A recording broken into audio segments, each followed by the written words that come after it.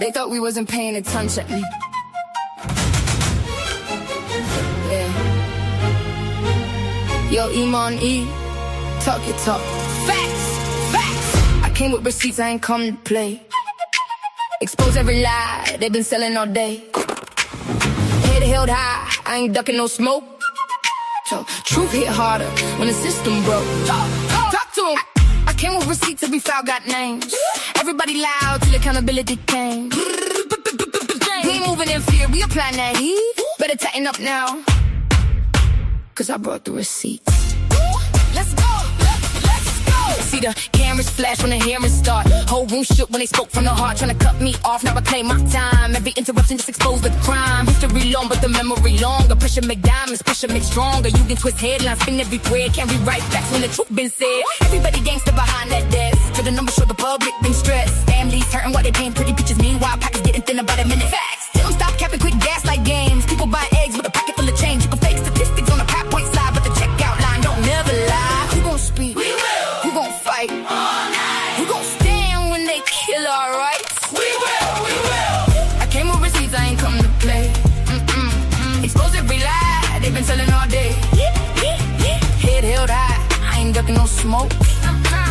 Truth hit harder when the system broke. Let's ride, let's ride. I came with receipts, every file got names.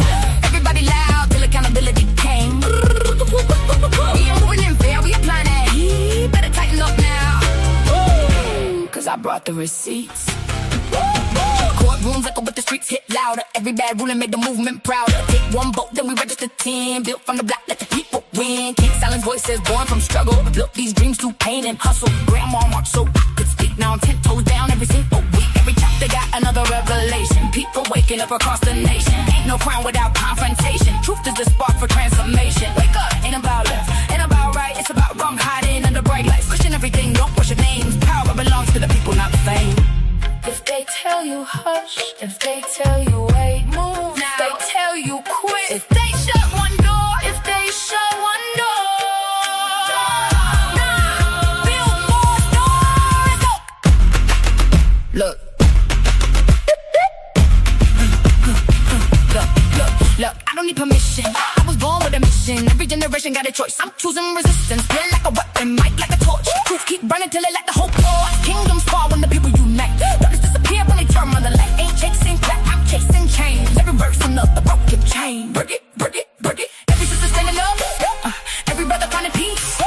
Every time watching us. Learning courage, don't decrease it, multiplies. I can't move receipts.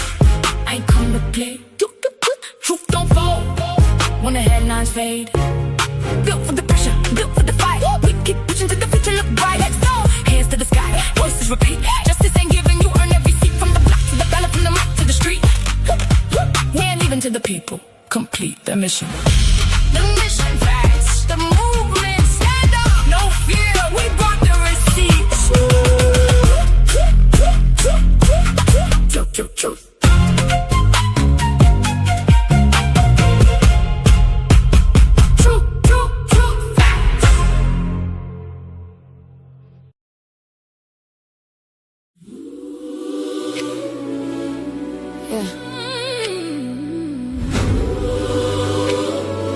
They handed us the script,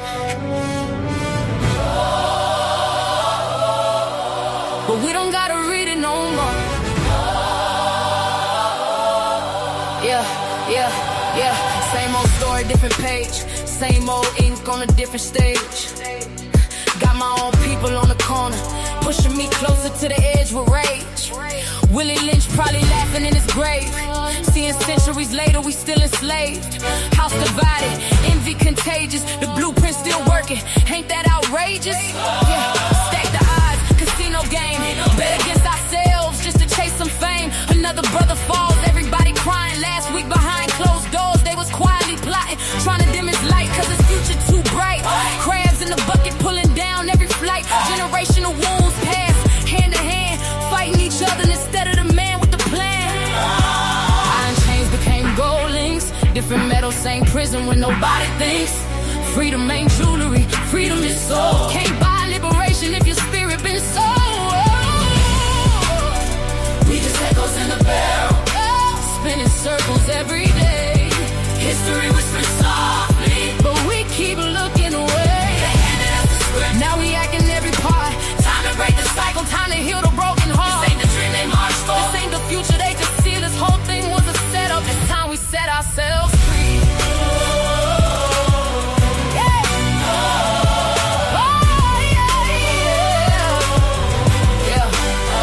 Same concrete soaked with tears. Same pain carried through the years. But we tear each other down for applause. Temporary likes while nobody heals. Call you a sellout when you lead a block. Soon as success make the whole world stop. But the real betrayal ain't broke the flight. It's poisoning your people out of envy and spite. You mad cause this watch gleam, mad cause our bank gleam. Meanwhile the architects of the cage still counting money behind the scenes. They love the chaos, love the smoke, love watching family lose all hope. Another headline, another mother cry, another generation acting while they dying. The trap ain't poverty, the trap is division. The chains ain't visible, they're built from our decisions. We carry anger in our chests, years of trauma, years of stress, then pass it to our own bloodline. Instead of putting evil to rest, love became weakness, unity became strange, clout became currency. Everybody chained.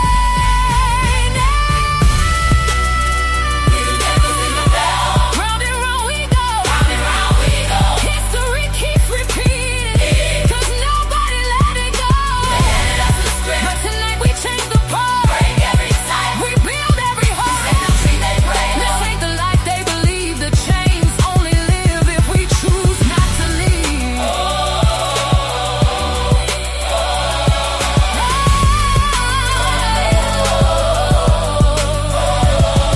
Let the echoes disappear, let the barrel finally break. Leave the hate where it belongs, for our children's sake. No more jealousy, no more self-destruction, no more borrowed hatred. It's unity or it's nothing.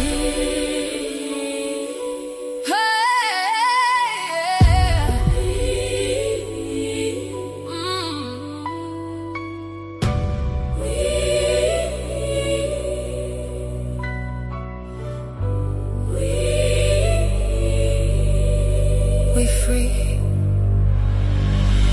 we free.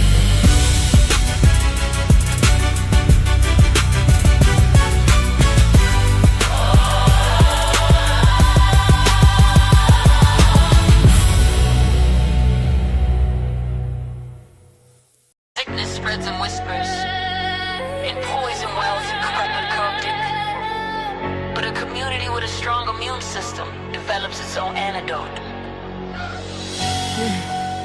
This is the cure. Listen.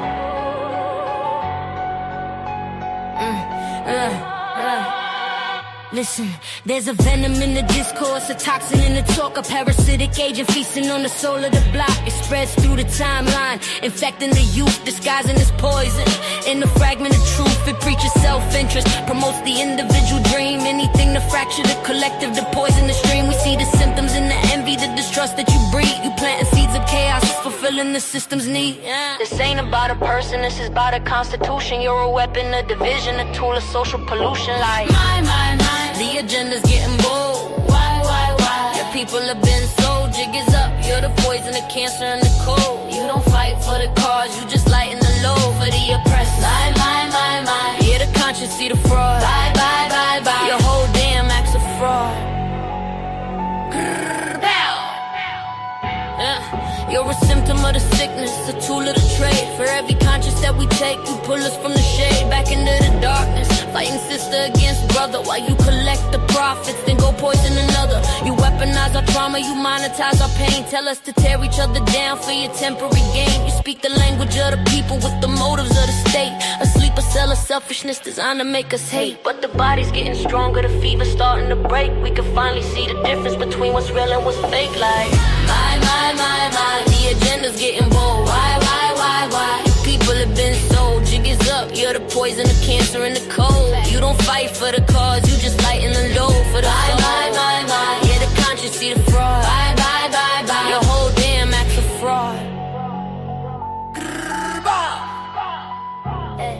But the antidote is unity, the cure is in the roots. It's the knowledge of the elders and the fire in the boots of a generation rising that refuses to be bought. Recalling all the lessons that our ancestors taught. We cleanse the foundation, rebuild the immune, to make the collective a garden where the real seeds can bloom. You can't poison a forest that shares a single source. We are the uprising, the unstoppable force. This is a conscious rebellion, a surgical strike to separate the healthy cells from the ones you're alike. This is more than a track, it's a call to the core, to protect the foundation of what we're fighting for. So let them have the clout, let them have the fake fame, while we reclaim the power that's attached to our name. Every word is a brick, every verse is a wall, to protect the community and watch the poisoners fall.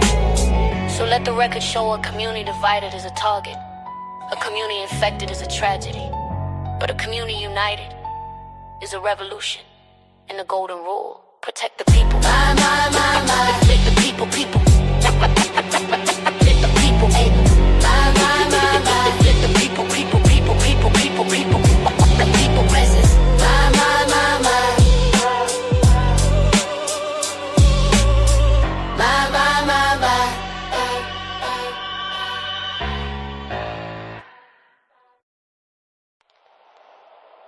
Everybody got a panel. Everybody got a problem. Let's talk about it. Why everybody beefing? Nobody believing. Everybody scheming. Everybody streaming. Started as a work, now the whole thing bleeding. Fake friends switch sides every season. New face, new team, new lie every evening. Everybody hungry for the clicks and the reasons. Views up, drama get the views up.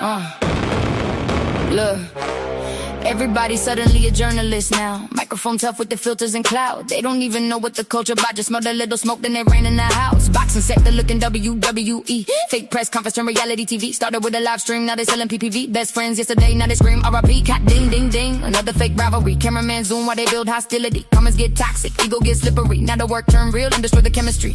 Used to throw punches in the ring for sport. Now they throw friends under buses for support. Everybody got receipts and folders and reports. Whole sector acting like spiritual court. Site TC spilling all over timeline. Screenshots, leak calls, everybody prime time. No context, just captions and headlines. So get traded for algorithm deadlines. And I ain't saying everybody fake, but let's be honest, peace don't pay. Or we worked it out, get ignored all day, but I exposed him, get 100K.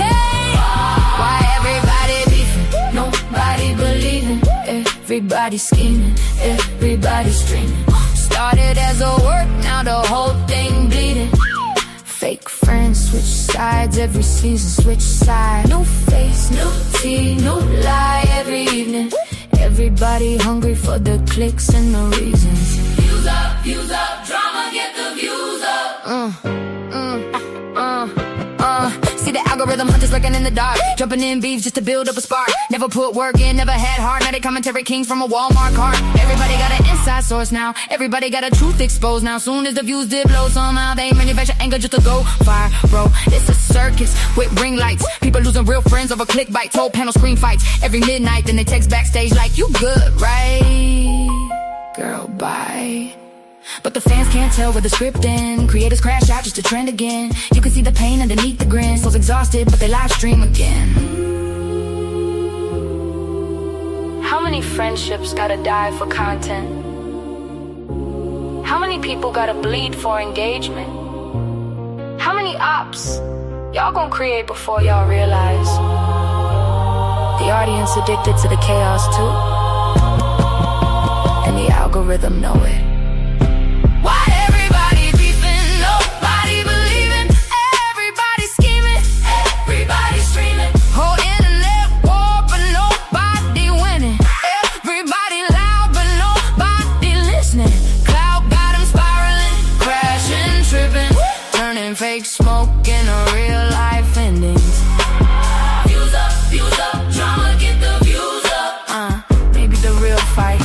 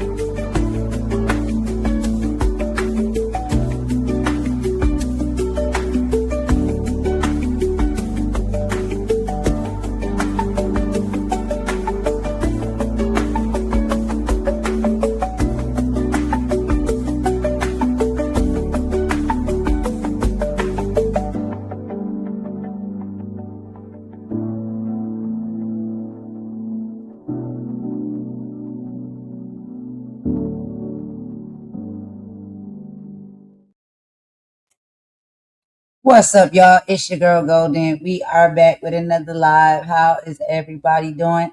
Happy Friday, happy Friday. Child, now we was up here a little bit earlier with a little bit different vibes. But we coming to y'all with our regular scheduled program and content. But it's about 5:18 p.m. here, y'all.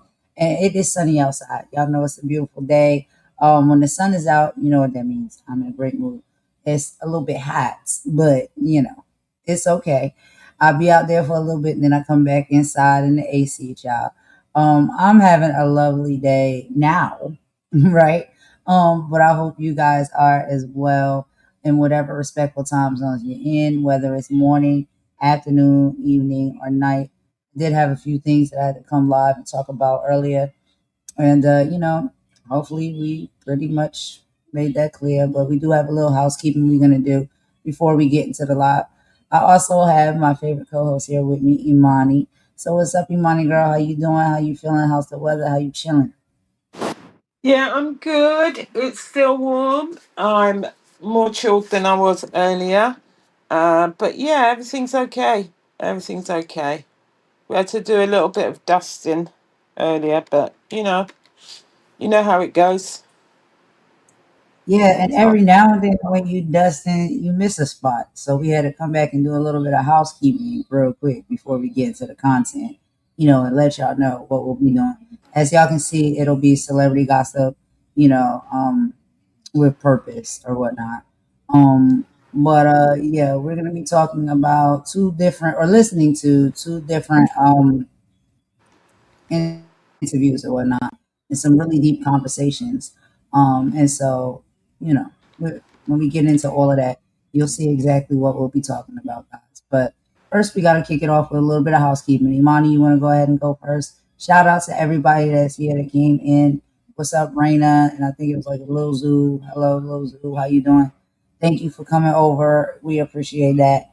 But yeah, we're gonna go ahead and get into our housekeeping, and then we'll get into the content. So you can do your housekeeping first, Imani, and then I'll do mine.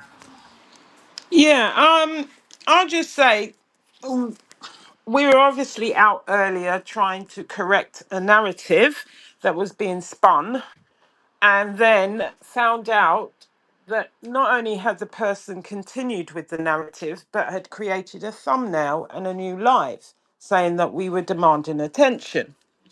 So the only thing I'm going to say to that person, yeah, is sometimes silence is more powerful, especially when we have someone like you who's trying to spread accusations to damage reputations or attempting to pull us into a public battle. Sometimes in those moments, even my instinct is to respond and correct every false statement. You made a statement about me talking about children. Okay. You made a statement about me talking about children. And I don't take that lightly. You want me to try and defend my name. I don't need to defend my name because it's pretty obvious to everyone. You're a clout chasing clown and you want to have attention. So, what I will do, as I said to you, I will look into the legalities. I have a copy of that thumbnail. I have the link to that live that you've now privated.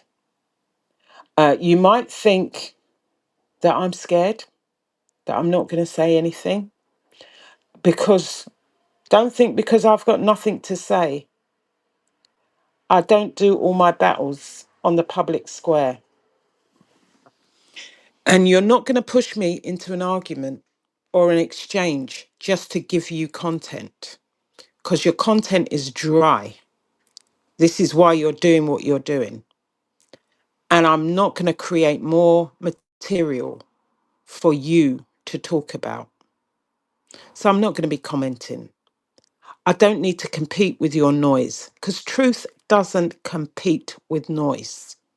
Evidence has got a different voice because the lives that we did are still out there with what was said on the lives.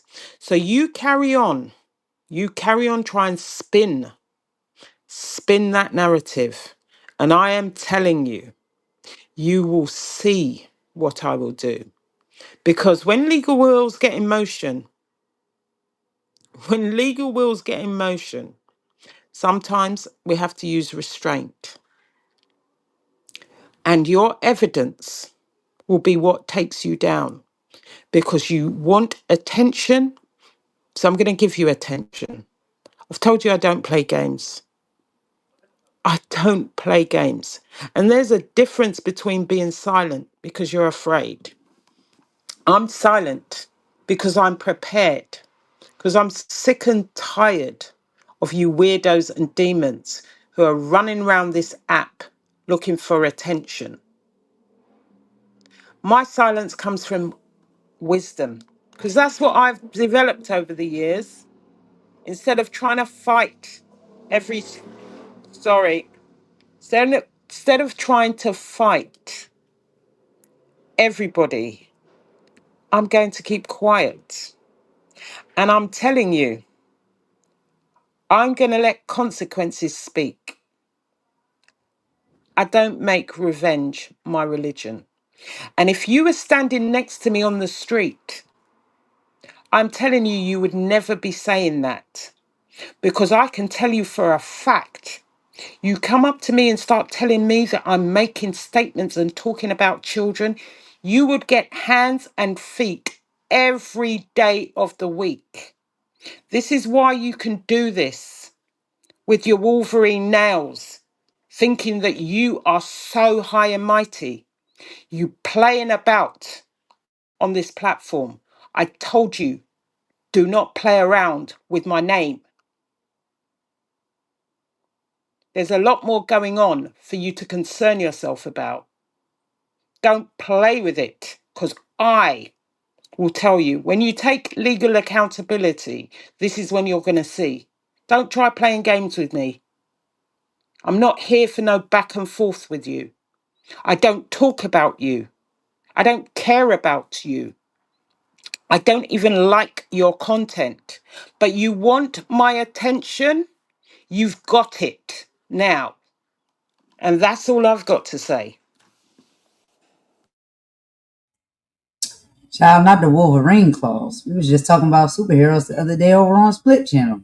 But anyway, yeah, child. These people, I don't know who's paying them. I don't know who sent them. I don't know who they work for.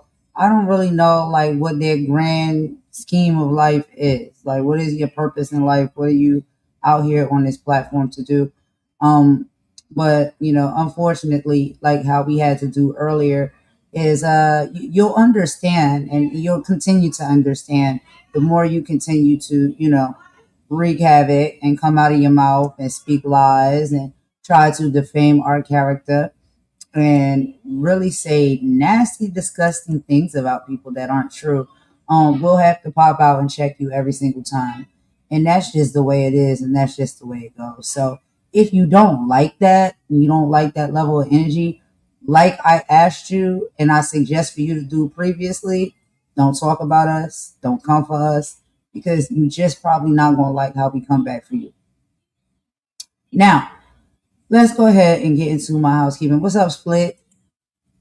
And so I just had a few things that I wanted to say.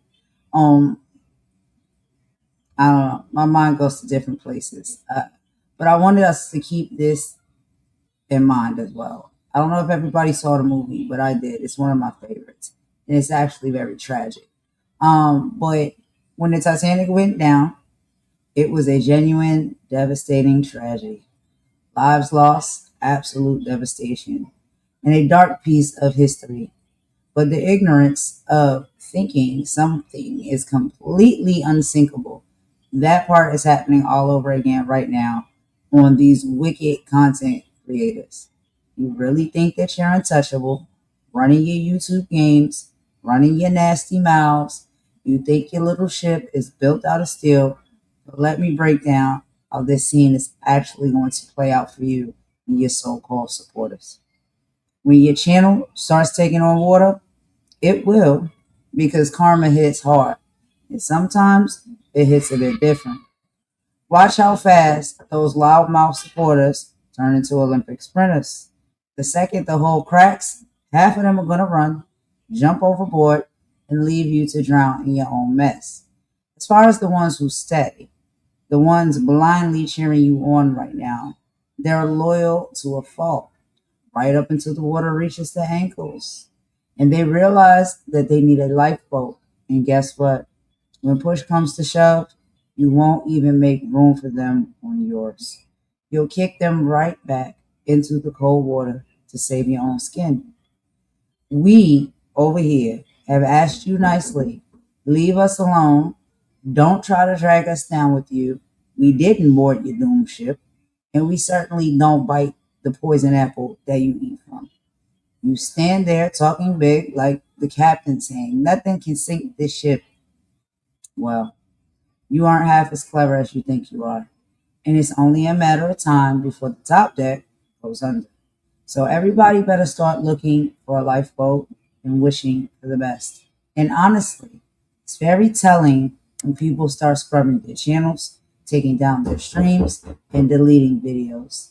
They throw rocks, hide their hands, and act like they never did a thing. But the truth always stays afloat. And that's all I got for my housekeeping. Imani, can you go ahead and pick it up for a minute? I just have to get the door. Yeah, okay. Just want to say hi to everybody. Hi, Split. Um, Hi, Raina. Hi. Oh, I can't see anybody else. I haven't got my glasses on. Hi, Lil Zoo. Hope everybody's well.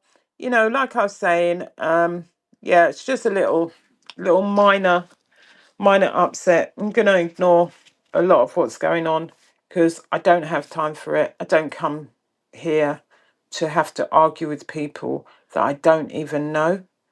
I've never even met, and they have definitely have problems of their own. And it's unnecessary because some of us just want to get on with our content in peace and quiet. And some people just want chaos and disruption, and they're agents of chaos. And we pray for you. We really pray for you because you're very unhappy. This is why you're constantly doing this BS back and forth, looking for someone to upset on a daily basis. Because if you didn't upset someone on a daily basis, you'd have to look in your own life. You'd have to look within. You'd have to look at why you're so unhappy.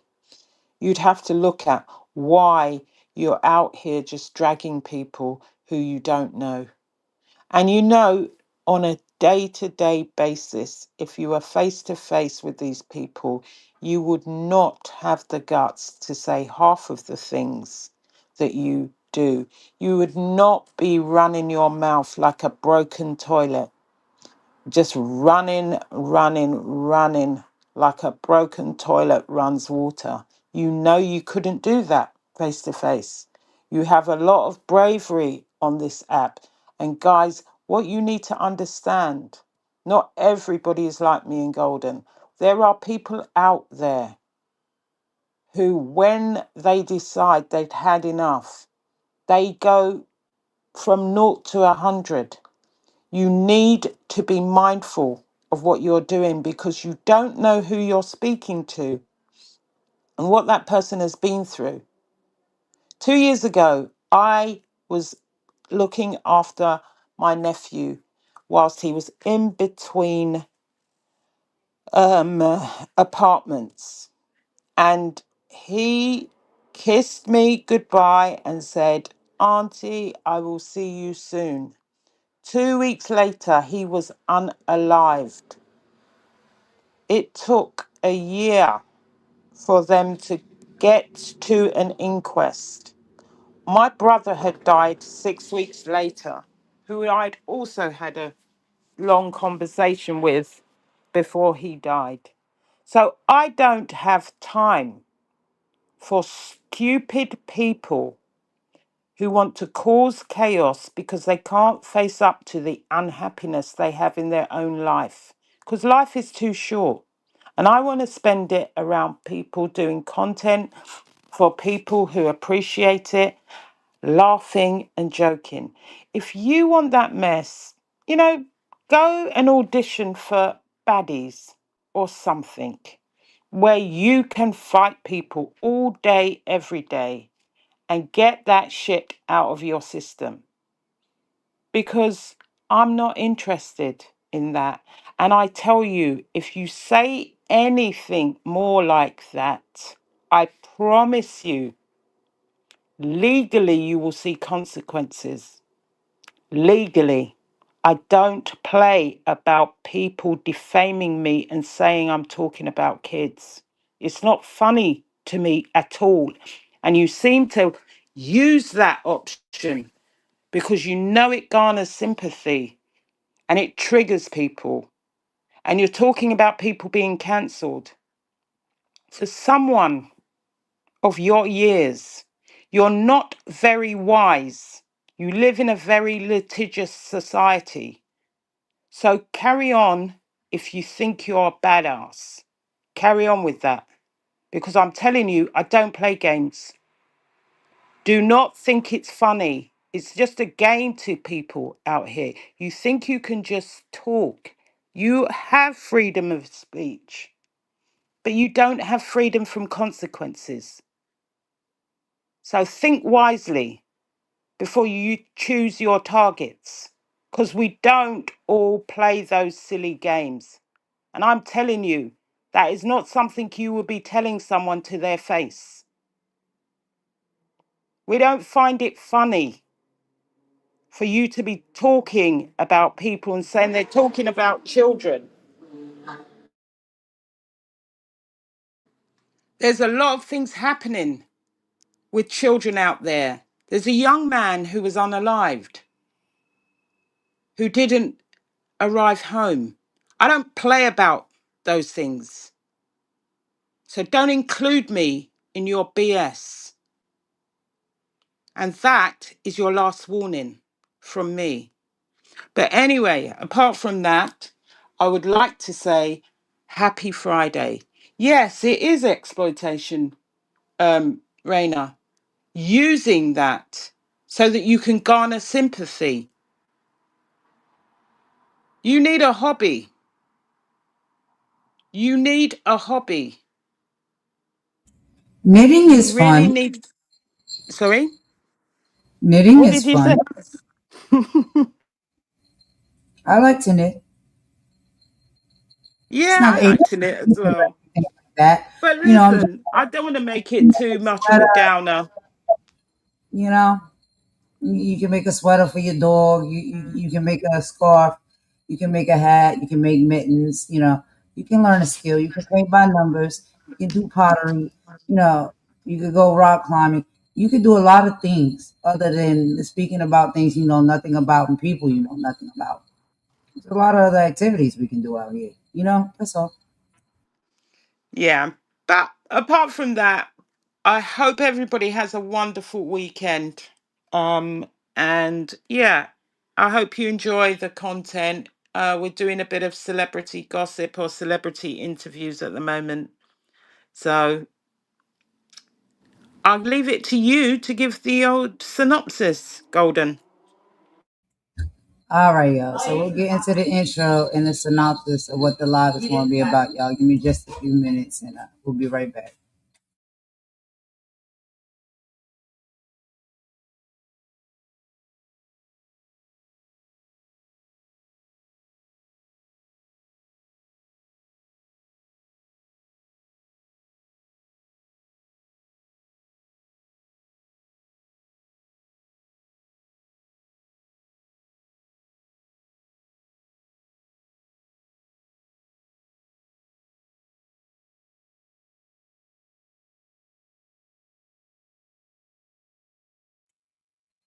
All right, y'all. So we are back. My apologies. Sorry for that. I was just seeing my boy off. He's going with his papa for the weekend.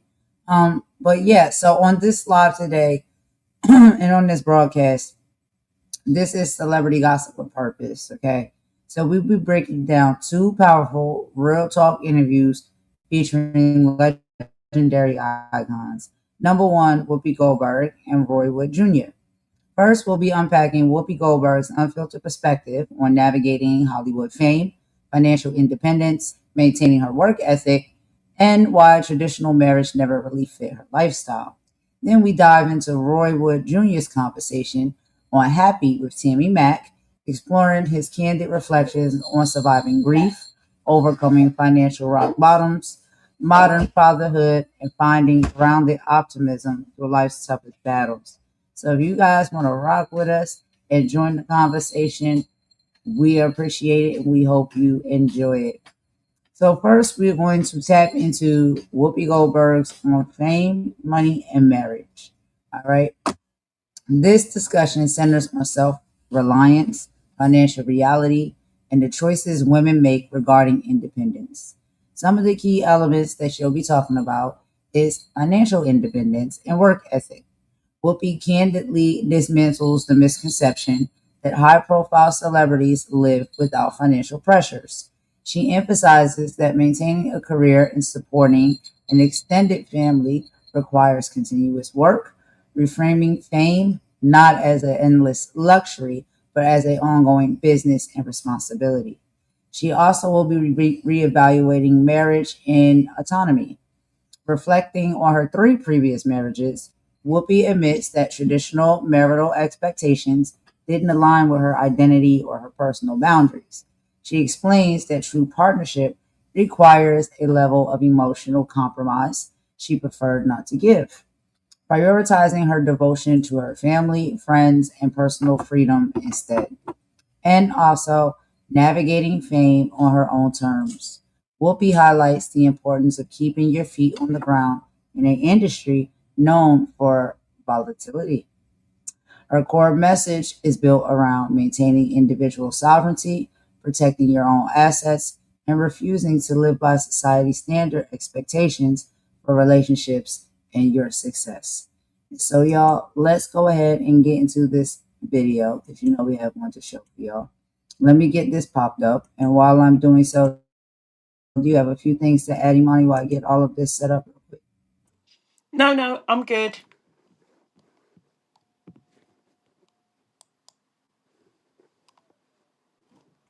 All right, girl, here we go. So let me get everything set up here as far as my banners and my settings, y'all. Give me just a sec.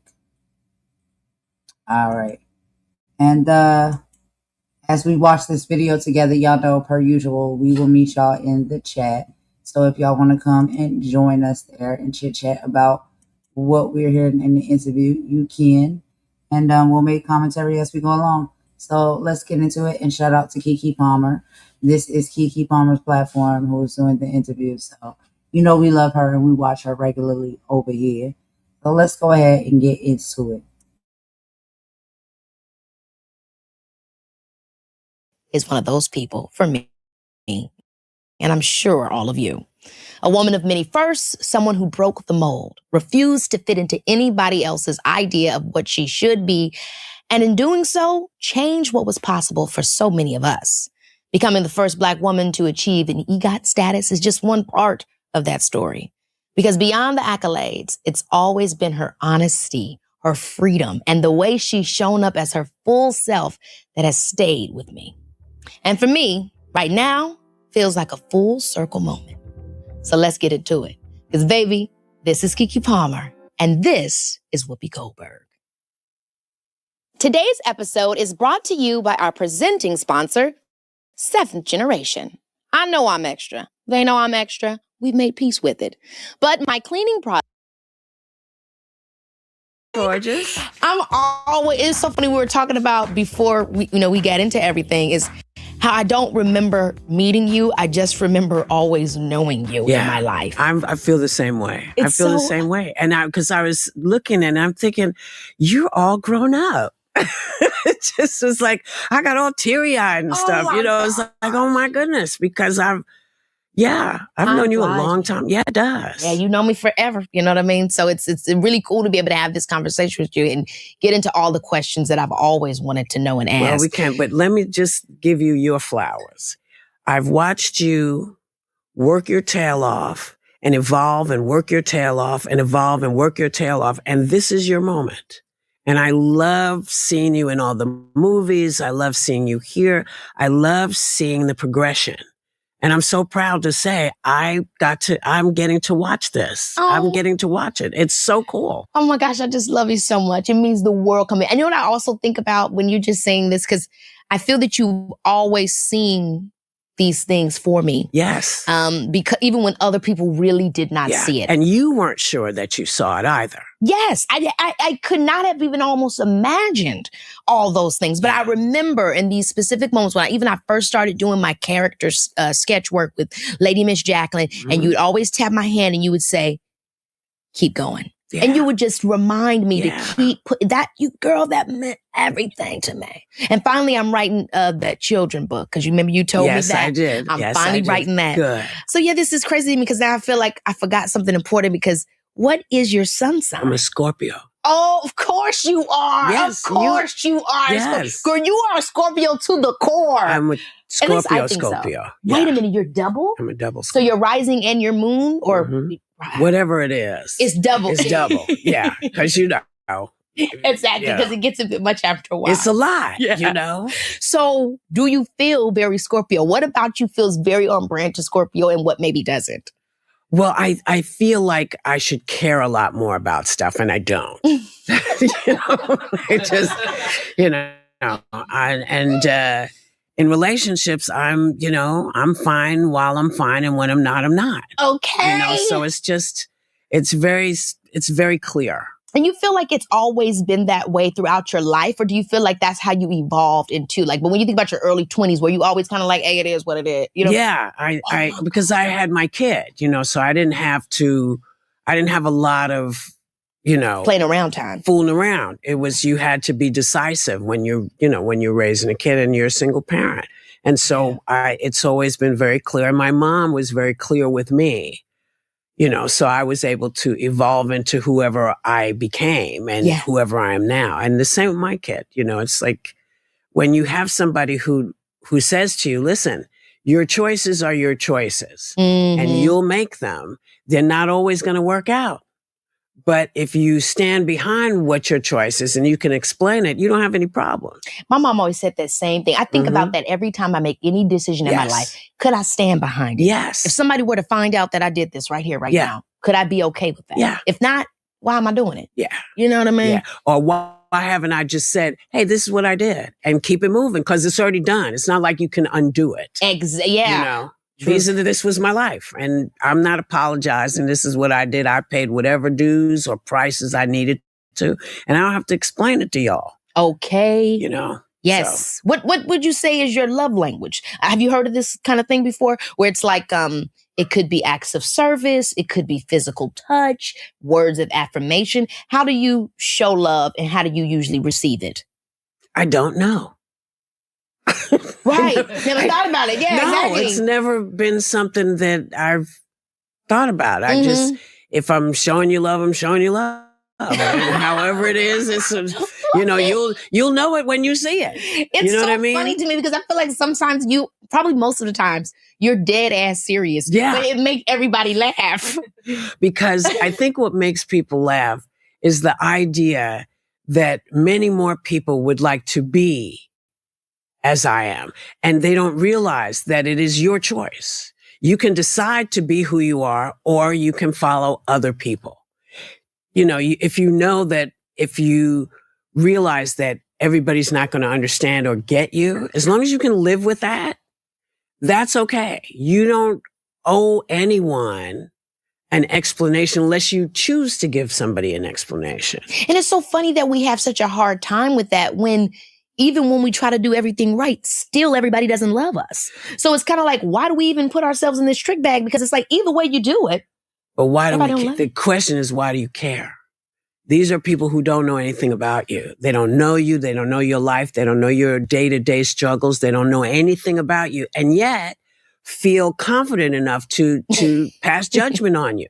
Which is crazy. The question is, do I care what you think? And the answer is no. I couldn't agree with you more, especially in this day and age where anybody can say anything about anyone and you assume that just because you're reading it on your phone or you're seeing it commented on your page, that the person that says it somehow is of value. More often or not, they ain't nobody you wouldn't be cool with. No. So why would you care what they think? you know? I think we've sort of become a human race that requires a lot of affirmation. Yes. You know? Yes. And affirmations are good, but they are like drugs, you know, and you find yourself doing things to get that pat on the back. And it's a lot easier if you don't read people's comments. You don't need to read them. If there's something you need to know, somebody will tell you who's on your team or in your life. They'll say, oh, this is what happened. You say, okay. Or you say, I don't need to know any of this. I'm just putting the information out so people know what I'm doing. Yeah. I don't care if they don't want to come, they don't have to come. I don't need to know that you're mad at me and you not coming. I don't care. Right. Right. It's so true. I wouldn't know if you were there. Yeah, right. Because you're a stranger. A stranger. You know? Yeah, mommy, you in danger, girl. That's right. That's right. That's exactly right. Yes, so true. What is a question you wish you were asking in interviews? Or a question you're never asked that you'd be like, man, I wish somebody asked me about that? Listen, after all these years, I don't know what they haven't asked me. You know, my bra size. Okay. You know, but I don't wear one, so I wouldn't have an answer. You know, I wouldn't have an answer for that. In the words of your line, I want to be comfortable. Yeah. I want to be comfortable. I want to be comfortable. I do not want to be uncomfortable anymore. And these are choices I make. Yeah. You know, I make those decisions. But still so fashionable too. It's so interesting when you said it because you're also a fashion icon, from your hair, which to makes the me clothes laugh. You wear, to your lipstick. I mean, everything about you can be emulated because it's so specific. Yeah. But then it's you just kind of like, hey, you don't even really think about it. Like, what is your POV of fashion and the fact that you are a fashion icon to so many? Well, I think it's so lovely for people to say that, but it wasn't always that way. There used to be a lot of talk in the old days about how odd I dressed because I wore sneakers to the Oscars. I mean, you know, so sickening. I didn't want to put my feet in those high heels. When I want to do it, I do it. When I don't want to do it, I'll put combat boots on under a gown. I don't care because I really don't want to be uncomfortable in what I'm wearing, which is why the whole bra and underwear thing is a choice, Yes. You know. Sounds so freeing. Well, it is, but there are certain things that have to happen. You have to become a person of a certain age where you're not worried about what your body is going to do. Yeah. You know? Yeah. So you can do that when you're a woman of a certain age. You can free it all up, but you have to wait. You have to wait. Is there anyone that you've met that made you feel starstruck? Oh, almost everybody. Because you know what? I'm a fan of people. Yeah. I'm a fan of actors. I'm a fan of directors. I'm a fan of writers. I'm a fan of dancers. I am the person who wants to see your show. Yeah. You know what I mean? I come and I'm rooting for you because I want you to take me away, or I want you to write something that blows me away. I just went to see, and I don't know how long you're here, but I just saw Ragtime last night. And when I tell you, it was great. Me and my parents were looking for a show to go see. This is one of the most exquisite musicals. And this cast, they're over at Lincoln Center. It is spectacular. I'm telling you, go and see it. Because what it does is it gives you a really wonderfully general explanation of this country. Okay. How all the different people have come and how we try to avoid each other and how we just ended up mixing in with each other, which is why we have so many different, so many different languages, so many different feels, so many different looking people. Yeah. And to realize that people have always treated immigrants rather nastily. Mm-hmm. They've always treated women like they're dumb. You know, all of these things. But in this piece, it all comes together. And it was a great movie. It's a spectacular book. But this cast All right, y'all. So we're gonna go ahead and pause it right there for a quick commentary break. Wow, this interview is really great. I listened to it myself, before sharing it with you guys and listening to, with you guys. Um, I love Whoopi Goldberg. I think she has a lot of wisdom and a lot of knowledge, and a lot of the things she's talking about so relevant to a lot of things that we've just been talking about today and for the past week. But I'm gonna let you go first, Imani girl. Let me know, what did you get from this first segment of the interview so far? Some of the things Whoopi was talking about. Can you relate? What do you think about it? Or you can unmute. Yeah, Whoopi's got a lot of influence. She's a trailblazer. She's a role model for a lot of people. And there's a lot of mutual admiration in this interview. And she also gives Kiki her flowers. And it is the same themes that we've been talking about all the time. It's the importance of being authentically yourself rather than to satisfy other people's expectation. She talks about being a young single mother, and that shaped her kind of independence and taught her to make her own decisions and stand 10 toes down in them. And then they were talking about the lessons they learned from their mothers, and the importance about taking responsibility for your choices, accepting consequences, haha, and accountability, taking accountability, which is quite funny because these are all the things we've been talking about all this week, not only to do with some of the interviews, but what's going on in the world and also on some of these social media platforms. So, they're also talking about not relying on other people for your validation and self-worth. These are all the running themes we've had through so many of these interviews. It just seems like, different people, same message. And there's a big thing about stop trying to live your life based on the approval of strangers. You know, social media criticism comes up, points out that online commentators don't know the people they're judging, and their opinions should not determine your confidence or your sense of identity. Haha, where have we heard that? About 15 minutes ago. You know, you got to have, celebrate your personal freedom. People fought for these freedoms. We don't need people trying to restrict us and tell us what to do. We make our own choices and we're responsible for our own choices. And this is a lot of what we've been talking out today.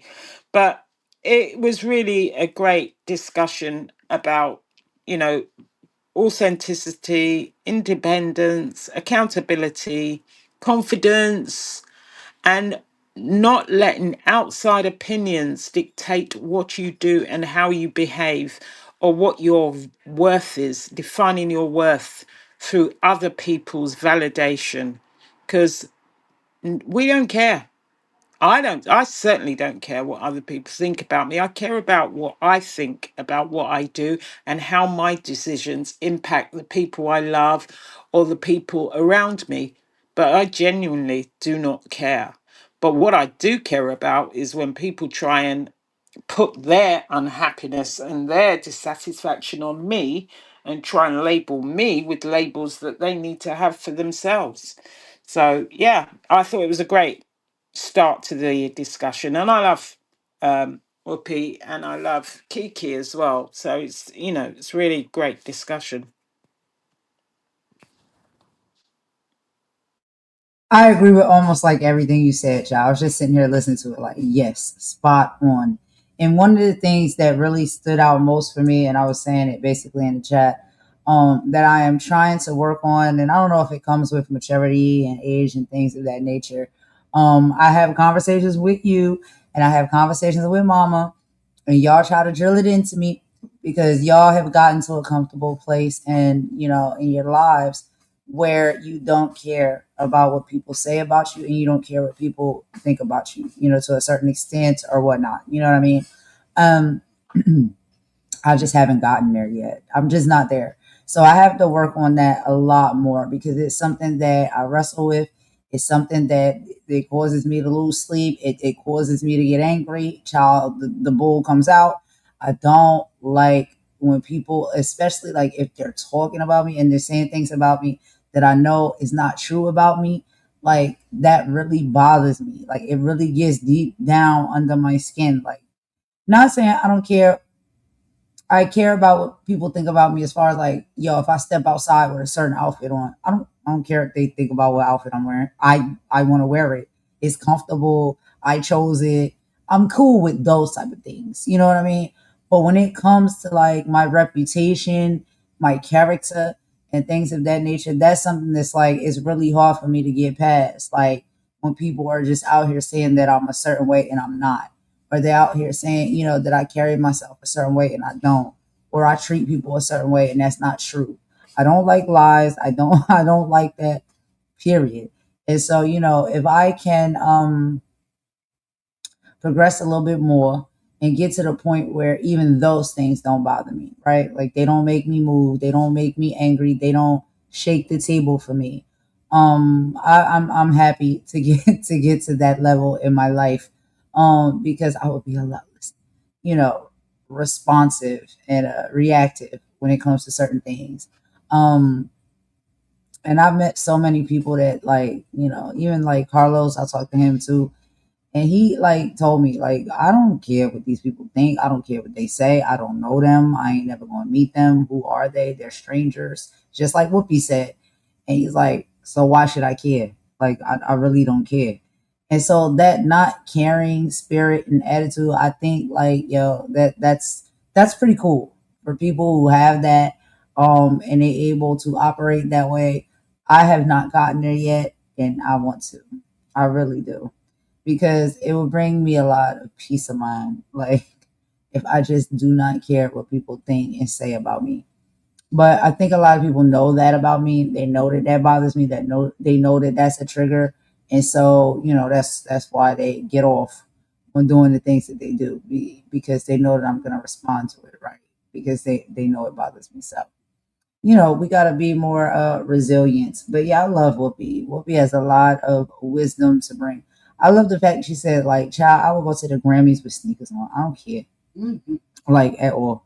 Whatever I want to wear was comfortable. I'm not wearing them high heels. Okay? If I don't feel like wearing high heels, I'm not wearing high heels. I do what I want. I wear what I want. I go where I want, when I want. And, I just love it. I just love her free spirit. And how she doesn't let people define who she is. She defines who she is. And she does that by just being herself and walking around, the way she does. Like, and I think a big part of that really does come with, having that ability just not to care what people say and what people think about you. And hopefully one day I'll get there, y'all. I'm working on it. You want to get back into some more of the video, Imani, or you got a few more things you want to say before we pop back in? No, we can get back into it. All right, let's see what more wisdom she got to bring us, y'all. And we won't be playing all of this. Let me see. This is a longer one. So we won't play the entire interview, y'all, like we typically do it. We'll break it up, we'll play a little bit, and then move on to the next one. And if you want us to do a part two, we can do a part two. Or you can watch, probably the interview on your own accord. Again, shout out to Kiki Palmer. If y'all have not checked out her channel, and this is Kiki podcast and platform, you guys really should. I love me some Kiki Palmer too. She just gives me life. Her whole personality is just like it puts a smile on your face. Like she's so happy, she's so professional, she's so prestige, she's all of the things. Like I just really enjoy watching her. And I felt like I watched her grow up. Like, and I don't know. I'm gonna find out when we come back from this segment, y'all, her exact age. I don't know if Kiki is older than me or not, but I felt like I was watching Kiki when she was small and I was older. But I can't be sure. Maybe we was growing up together. I don't know. But I'm gonna find out her exact age. But let's get back into the video. Did you have something else you wanted to say, Monty? No, I was just going to say we were going to do about half an hour of this because you get a good feel for what the interview's about after the first half hour.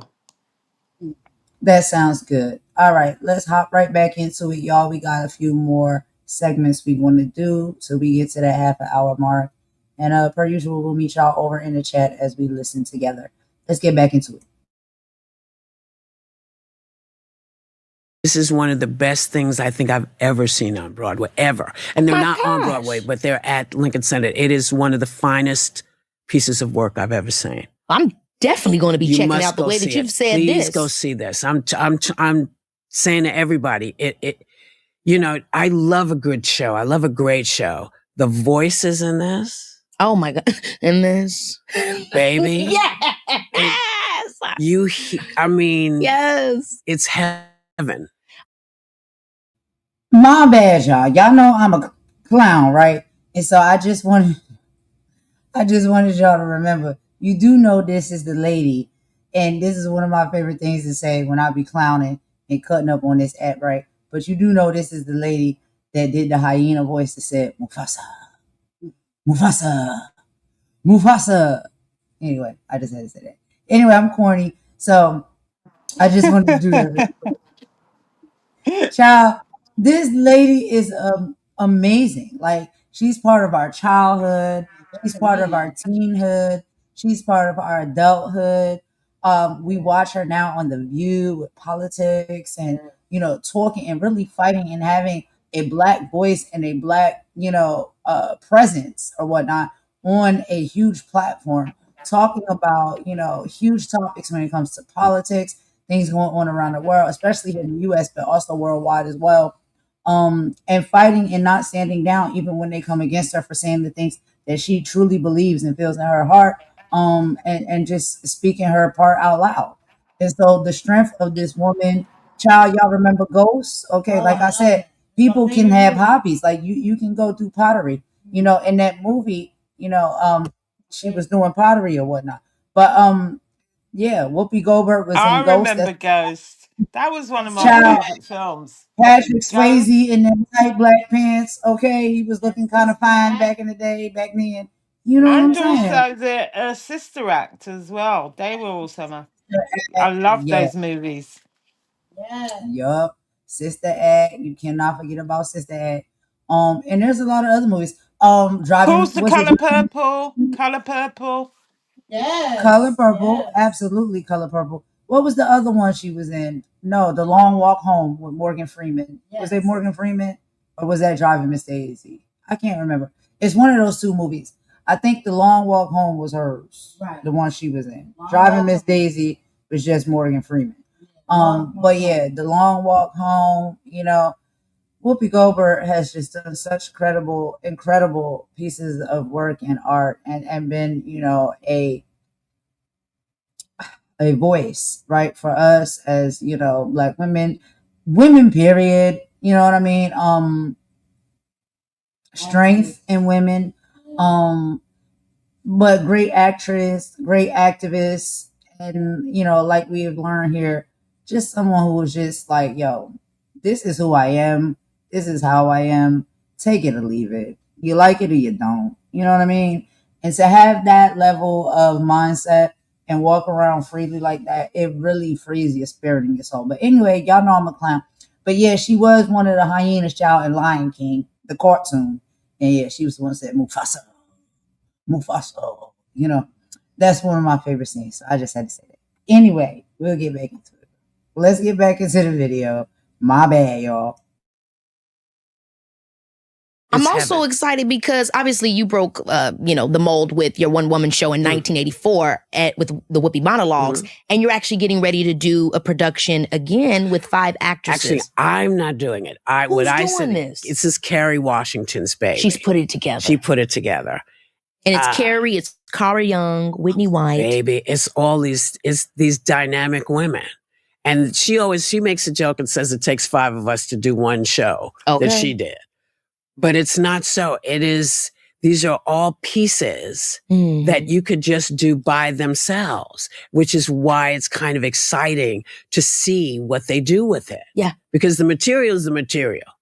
But what you do with it and how you interpret it, this is why I say I'm not going to rehearsals. I'm not going to be anywhere until opening night because this is their show now.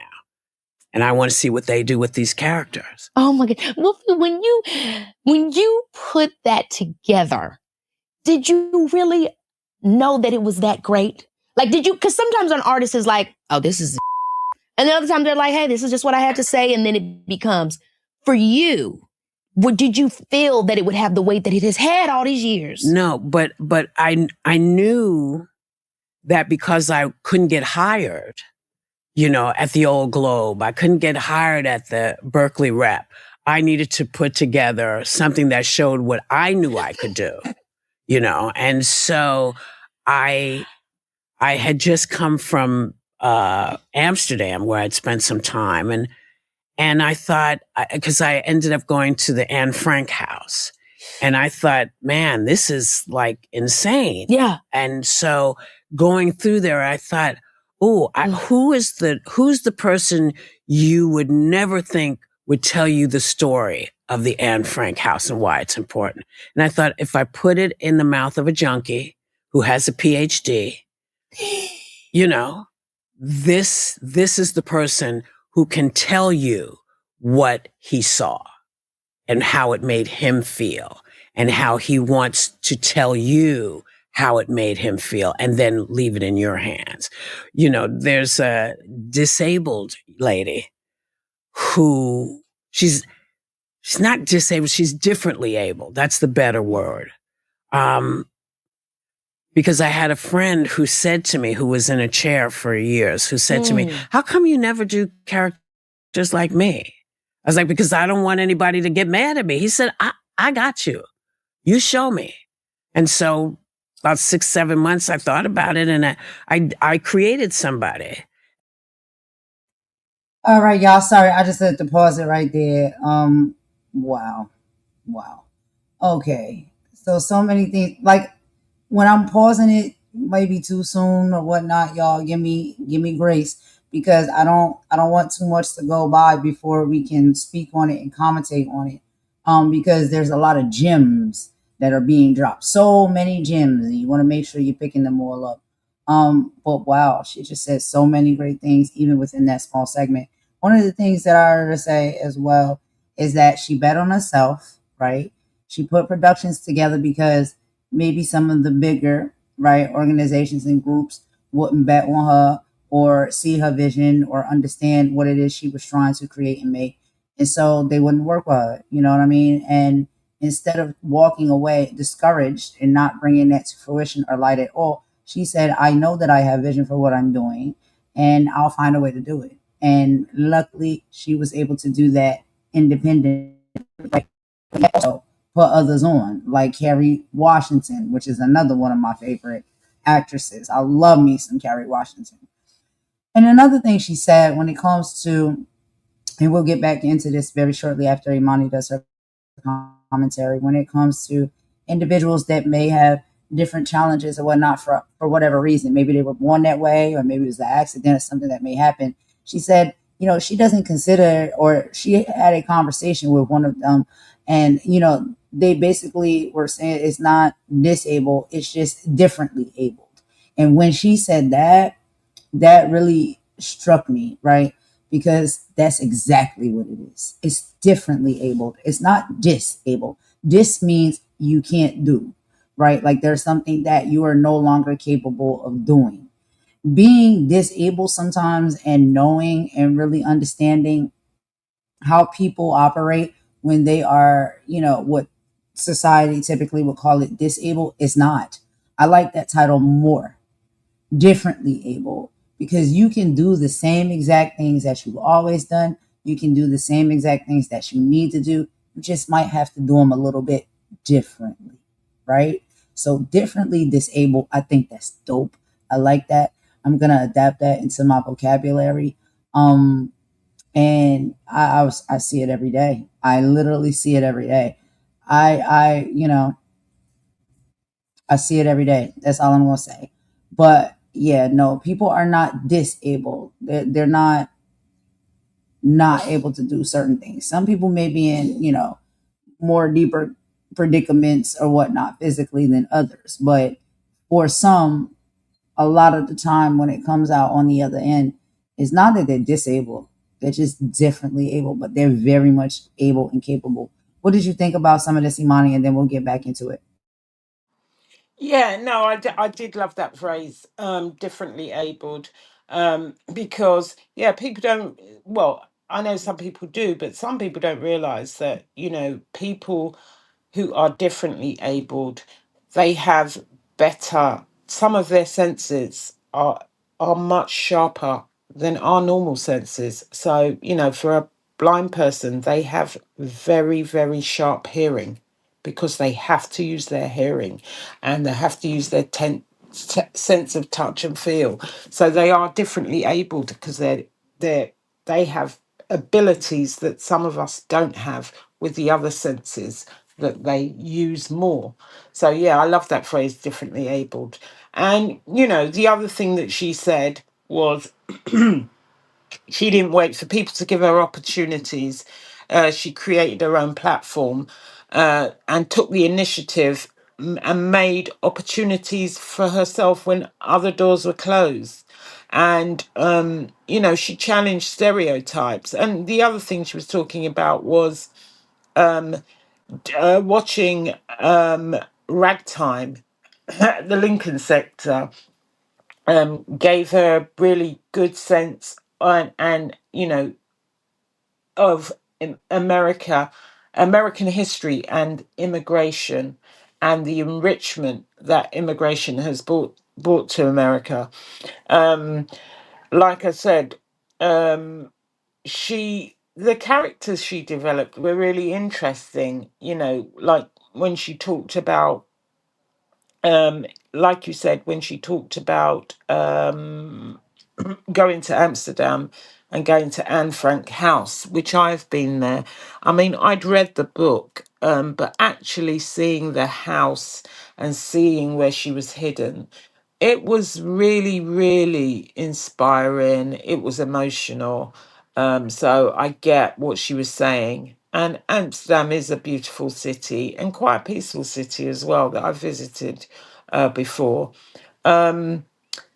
Like I said, this interview has so many things, and she also talks about Carrie Washington, who was, great as Olivia Pope rather than Dope, as we were talking about earlier. And and that Carrie said that it took 5 women to do the one thing she did with her monologues. So yeah, I just love listening to her and her love of her work, her love of life, and how she immerses herself in her characters. So yeah, this is really good interview, like I said. And yeah, Interview. I would advise people to watch the whole interview if we don't get to show it to you, because it really talks about her creative process and the importance of storytelling and how rejection motivated her. Right. And if I'm not mistaken, didn't she play the grandma in the latest movie Till that was based off of Emmett Till? Wasn't that her role, the grandmother, right? Yeah, I think, was it the grandma? Yes, it was the grandma. I'm sure it was the grandma Yeah. She until. did great. She did great in that role. That was an excellent movie. If nobody has seen it, you probably should check it out. But yeah, she did play the grandma role in the movie of Till, which is, the most updated movie that has come out about the story behind Emmett Till. But anyway, y'all, let's get back into some of this interview, and we'll meet y'all in the chat.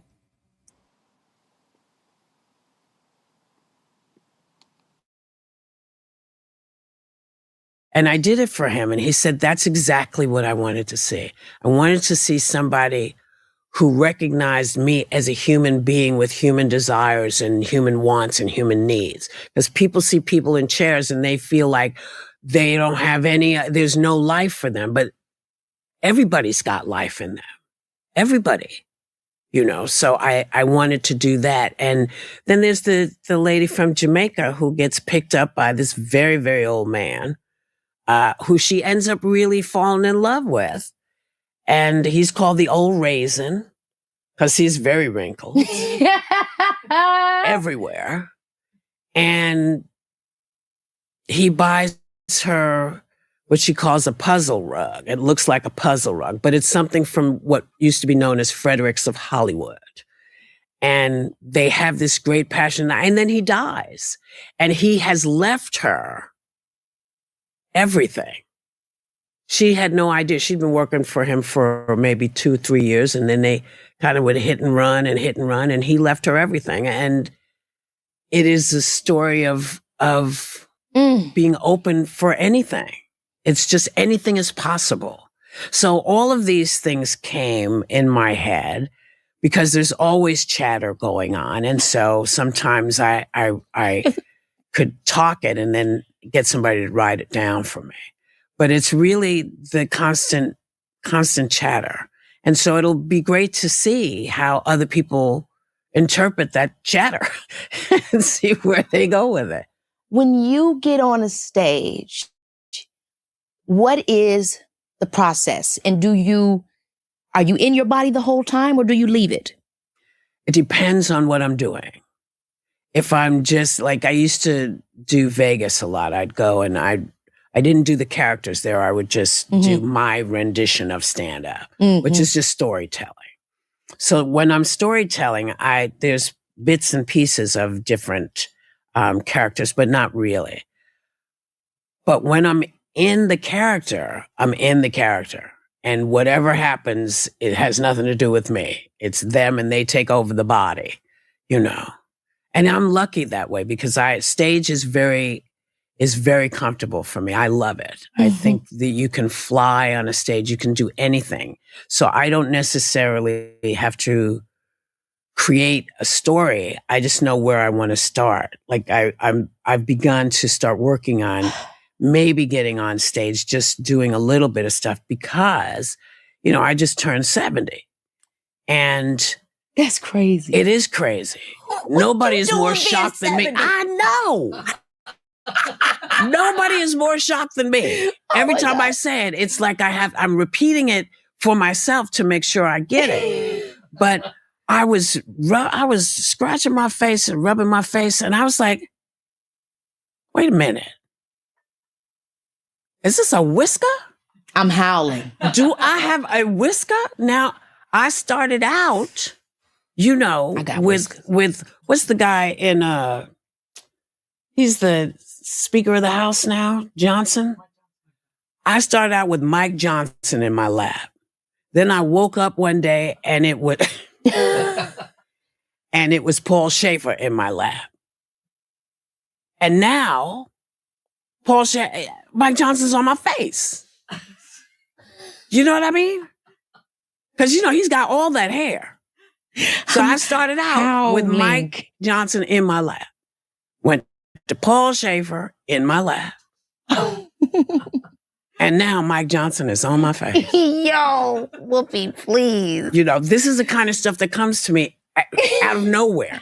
And you said before, I'm a little kid that grew up in the projects that became the luckiest person on earth. Yeah. Were you doing this as a kid and not knowing that it was a skill or that it was a talent or a gift? No, I was watching and absorbing because my mother and her cousin, Arlene, would do characters to each other.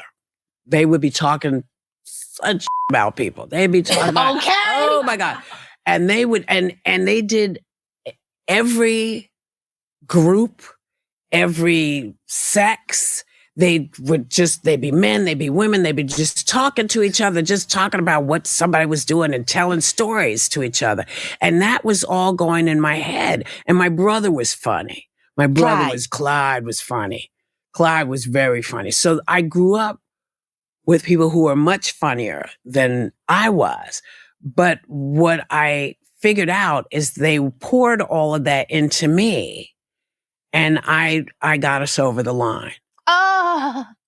I Yes, isn't got that us so over the interesting? line. Because I always talk to people about my family, and people assume that when I'm at my family, I'm the loudest one, I'm the most talkative one. Right. No, my family is full of characters. My dad is one of 9 boys, all Yes. crazy, kooky folks. And those are the people that I am emulating. Yes. My love, my pride for them, whatever visibility that was not accessible to them comes through me. You know, you get them over the line. Yes.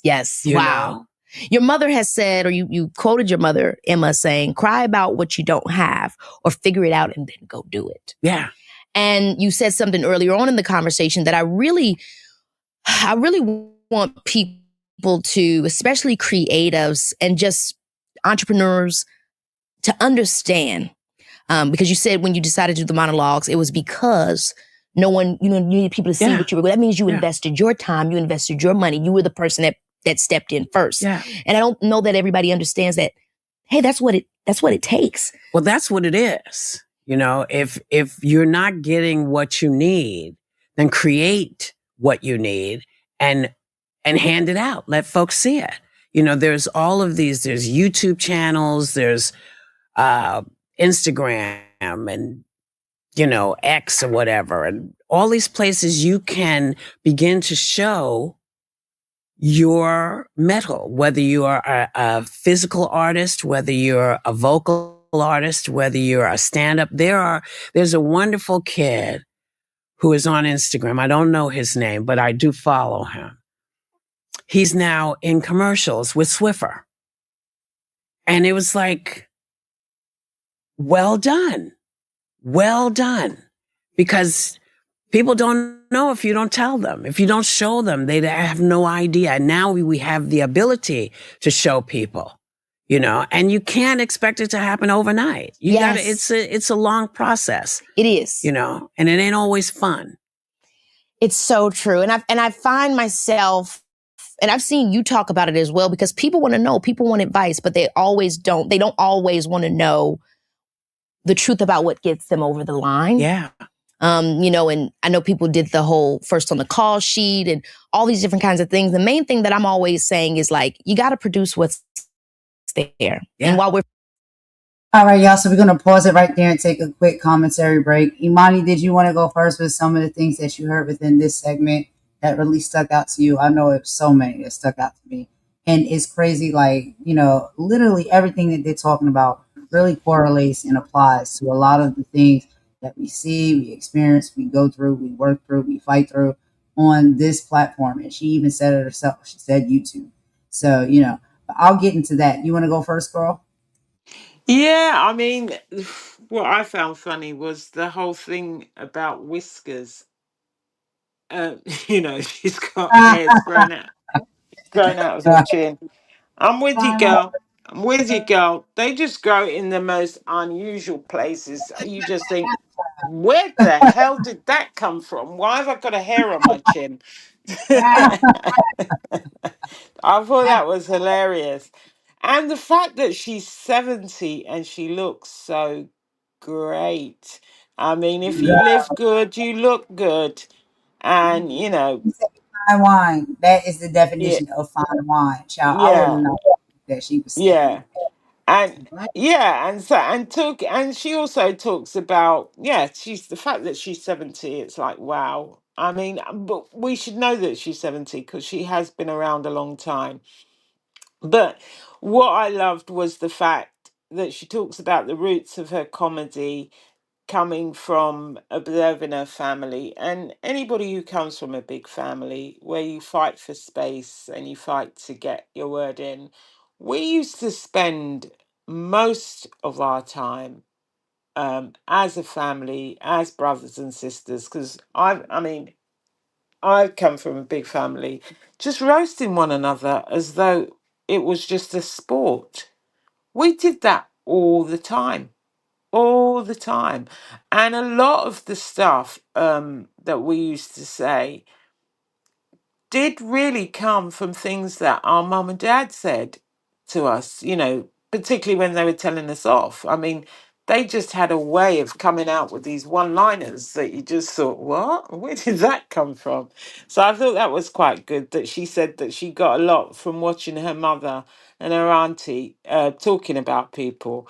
And the thing that used to make me laugh, especially when we were younger, was the adults would be gossiping and then tell us we shouldn't talk about people. But we got it from you. We were got it from watching That you. whole So part. that was, yeah. It's Yeah. like, Like they stop sit around and gossiping. gossip, child. We be over there and they tell you, go to your room. And then you in your room and Yeah, then you sneak out and you're on the banister and you're upstairs and you're just listening and all the adults talking downstairs and all they doing is gossiping, child. They just talking. And then you just yeah, listening. And then they tell yeah. you when you grow up, never gossip, don't talk about people. Child, y'all do that every day. No, and what used to be funny was if you were listening and they didn't realize that you were there and you decided to make the mistake and stick your nose in and say something. They would go, "What?" It's like, who is this? What are you talking They say about? and you be like, that's not true. He ain't say that because he told me. And they be like, excuse me? Yeah. Excuse me? Who's talking to you? Yeah. Keep your mouth out grown folk business. Go back in your room and shut the door. Like, It was funny. It was funny. So yeah, I think it's great that she got a lot of her influences from her mother, and her mother taught her not to wait for her opportunities, but create them. And that, she says, was central to the way she approached her career. And she talks about betting on yourself. These are other things that you keep saying as well. Bet on yourself. Develop your own abilities and use all available platforms. There's so much out there that people can use that wasn't out there before. You have TikTok, you have YouTube, you have, other platforms. And there are a lot of places for people to showcase their talent or lack of it in some cases. Um, like she said, I think this is true. Creativity, very creative people have to have patience to get opportunities and have to keep persevering, and that must be quite hard, But you know, yeah, I love the conversation. I still can't believe she's 70, but I do get that thing, yeah. Whoopi, about those hairs that just sprout out in odd places. Not theirs to just sprout out. Let's go ahead and take a quick song break, y'all. We don't want to, bore you too much. We try to give you a little plethora of everything when you come. So you hear us make our commentary on the content. You'll hear the content, and then we'll play some songs in between, to keep it bopping and boppity bop bop bop. You know how we do. So let's go ahead and take a quick song break, y'all, and we'll be right back. What's up, Carlos? Boo? How you doing? Thanks for coming over here, baby. All right, let me go ahead and play this song real quick. And this song actually correlates with something that Whoopi said earlier, excuse me. As far as, some people may not understand you at all. Like they don't get you. They don't know how you operate. They don't know how you move. They don't know your background, your past. They don't know your choices that you make. They don't know what you wrestle with at night. They don't know a lot about you. And you can become being misunderstood. So let's go ahead and take a quick song break, and then we'll play just a little bit more of this live and conversation, and then we'll be moving on to our next one, y'all, which we will be talking about, and we'll get into a few things when it comes to, excuse me, y'all.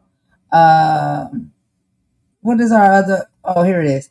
Roy Wood Jr. And he's talking about fatherhood and pain. And I think that that's a great conversation. I think it's great for a lot of men to hear. And I think a lot of men can attest to it as well, especially because it's an excellent conversation. So y'all, please stay tuned. Don't leave us just yet. We will be right back. Let's take this song break, and we'll talk to you in a bit.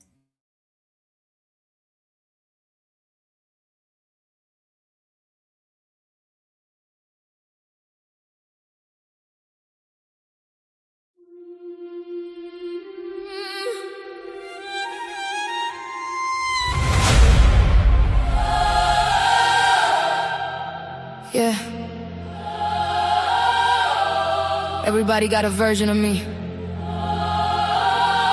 But this is my truth.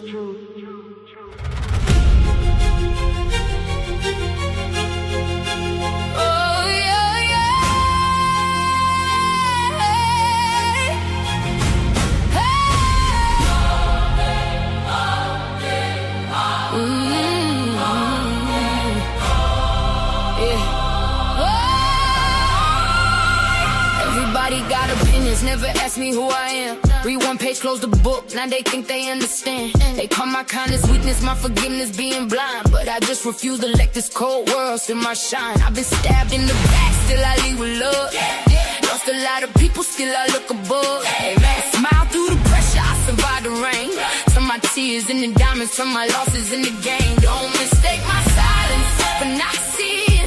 Peep every vibe, every switch, every reason. Real power knows when to leave without making a scene. I'm misunderstood, it's alright. God's still right, every line. I'm more than labels, more than pain, more than every rumor attached to my name. If you really wanna know me, walk beside me, not behind me, not around me. Yeah, I'm multifaceted, diamonds got more than one side. Some days I'm the storm, some days I'm the sunrise. I make my own choices, I stand on my own feet. Can't nobody live my purpose or rewrite my dreams. God gave me free will, I'm gonna use mine. If I stumble, I get up every single time. I answer to my conscience in heaven above, not strangers who mistake my beat for giving up. I won't scream to fit your comfort, I won't dim to feed your ego. If freedom looks different, then let me be different. Still I'm standing, still believing, still becoming. Maybe if we listen before we judge, we discover we all carry invisible scars.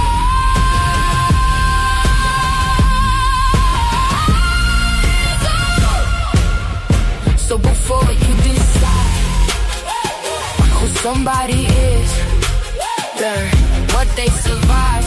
The song is for every soul who's ever felt misunderstood.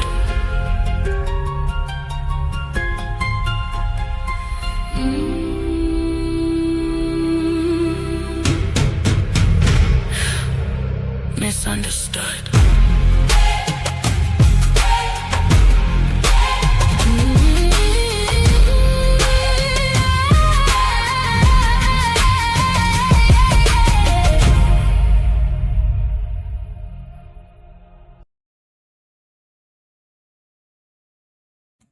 All right, y'all. So thanks for rocking with me. That quick little song break right there. We're going to go ahead and get back into the live real quick.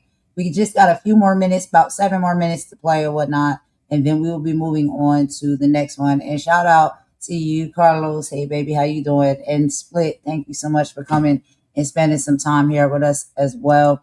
I believe y'all are going to like the second video that we have to play because it's about the men, right? I know the ladies, the girls, we always be talking about girl stuff and lady stuff, but we got to shout out to the men and talk about some of the things that they deal with, they go through too.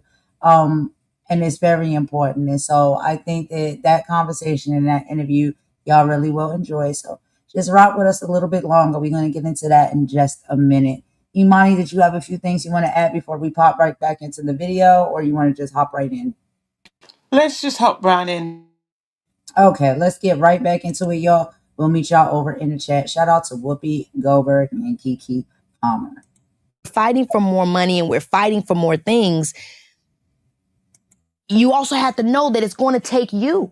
It's going to take you. I wish it were different. Yeah. I think, I would love for it to be people just coming up and we getting this and this, that, but it actually isn't true. Yeah. How do we help and tell the truth and get people prepared and set up without it seeming like we're not trying to change things? You know what I mean? Well, it's always like this. It's like this, I think, just in life. People, you hear people saying, and you guys, you're the older generation and you didn't fight for this and you didn't. It's like, I'm sorry. Sit down. Sit down. Literally, though. We we did fight for this. Yes. You know, they talk about being woke. We would never sleep. The women that I grew up with were never asleep. So you can't wake them up. They've had to always be on point and know what they were fighting for. Yes. And how to fight for it. Because you can't just go out and smack people. You have to explain, and it's a pain in the ass. It is. But you have to explain to people why this is what you want. And they're not always going to give you what you want, but they can't lie and say, I had no idea. You have to be able to temper yourself because we always think everybody knows everything, but they don't. Because ain't nobody thinking about you, really. You know what I mean? I hate to say it, but it's like they're not. Yeah. So it's like if you're thinking about you, you got to be willing to do the thing. And it's so funny because I remember for me personally, when I was doing my sketch work, when I was creating these characters, when I identified the character of Keke Palmer making her way through in comedy. I did a series called That's the Gag, Awesomeness TV, Brian Robbins. For you know, this is for YouTube. This is not, I'm a traditional actor. People were commenting on my page. Yeah. This is crazy. You need to go back to, you need to blah, blah, blah, blah, blah. Now, 10, 15 years later, baby, this is Keke Palmer. It's opening up SNL. Yeah. This lady, Miss Jacqueline, has her own IP. And what I always try to tell people is that nobody saw it then, though. Remember the hold they on saw to the moment. They just were mad. Now, wait a minute. They were mad. Now, wait a minute. Because they didn't think of it themselves. And they didn't have the balls to do it. That's the other thing. You got to be ballsy. You can't, you have to be. This idea that, that's real. You know, you're trying to, you know, no. This is who I am, and this is what I do. Here it is. Period. I mean, how do people stop asking for permission? Again, my heroes, the people that I look up to are people like you. You know, you did that. I watched you. I studied you. I want you to be my version of that brave person. Were you really just, was there never a moment where you asked for permission? And if you had to figure out how did you do it? I think I must have asked for permission at some point, but I don't remember it being important enough to hold on to. Because if I ask you for permission, I've wasted 7 minutes talking to you, trying to explain what I want, when I could have just gone and done it and then showed you what I want. I could have just showed it to you. Yes. You know, but so, you know, and just, you know, you get a lot of no's. You get a lot of no's, or you're not quite what we're looking for. So, well, how do you know that? How do you know what you're looking for? If you don't expand your horizons, you will only look here. And that's kind of what they're hoping to do. And this is really about women. This is about color. It's about lots of different things. Yes. But it is really, you know, no woman is going backwards. No woman is going to go backwards. You let the cat out of the bag. Yeah, yeah. You know, as soon as you said, hey, you can go to college. I don't have to. Women went to college. Women started working. Women took over a lot of stuff. Yeah. A lot of people got mad. They said, well, what? You? It's like, yeah, me. You know? Then he got all these people, all these young people coming up, and they're saying, hey, well, why do we have to pay attention to this? Because if you don't, it will disappear. That's why. That's so real. That's so real. And the concept of how we fight to maintain something and have the stamina to sustain it. It's difficult in these times because you feel like, man, we ain't nobody going backwards. And then you see actual government things actually trying to put us backwards. Yes, but here's the fabulous thing about a storytelling people, of which we are, and Native Americans are, the Irish are. They would tell a story. Because we are an oral people, you can take down as many signs as you want to. That's not going to stop us telling the stories. We know our history. The Irish know their history. The Japanese know their history. The Chinese know their history. Black folks know their history. Women know their history. You can't stop the oral part, because that would mean you'd have to get into our brain and shut it down. You can't do you that. You can't do that. So much people chatter. need to remember why it's important to always talk about what you know, who you are, where you've been. Native Americans, they know their history. They know how they saved us in World War II with the code talkers. It's not on take it off any wall you want to, but that doesn't mean it didn't happen. And as long as we can talk, we will continue to tell those stories. And you can run and hide and pretend they're not there, but it doesn't mean they're not. Yes. So don't sweat that stuff. I don't sweat it anymore. That's very empowering. It is, especially when you feel like they're, I'm always trying to figure out, and look, the thing about it that I've also had to understand and realize is that there's not much that I can really do. Obviously, I can do, and there's a great quote, I always say it from Mother Teresa, no great things can be done, just small things with great love. So it's perspective is always I'm always looking for the perspective that helps me to see my way out of something, What is something that your family knows about you that you feel the public maybe still doesn't get or doesn't understand? Oh, so much. So much. Baby, this is Kiki Palmer, yeah.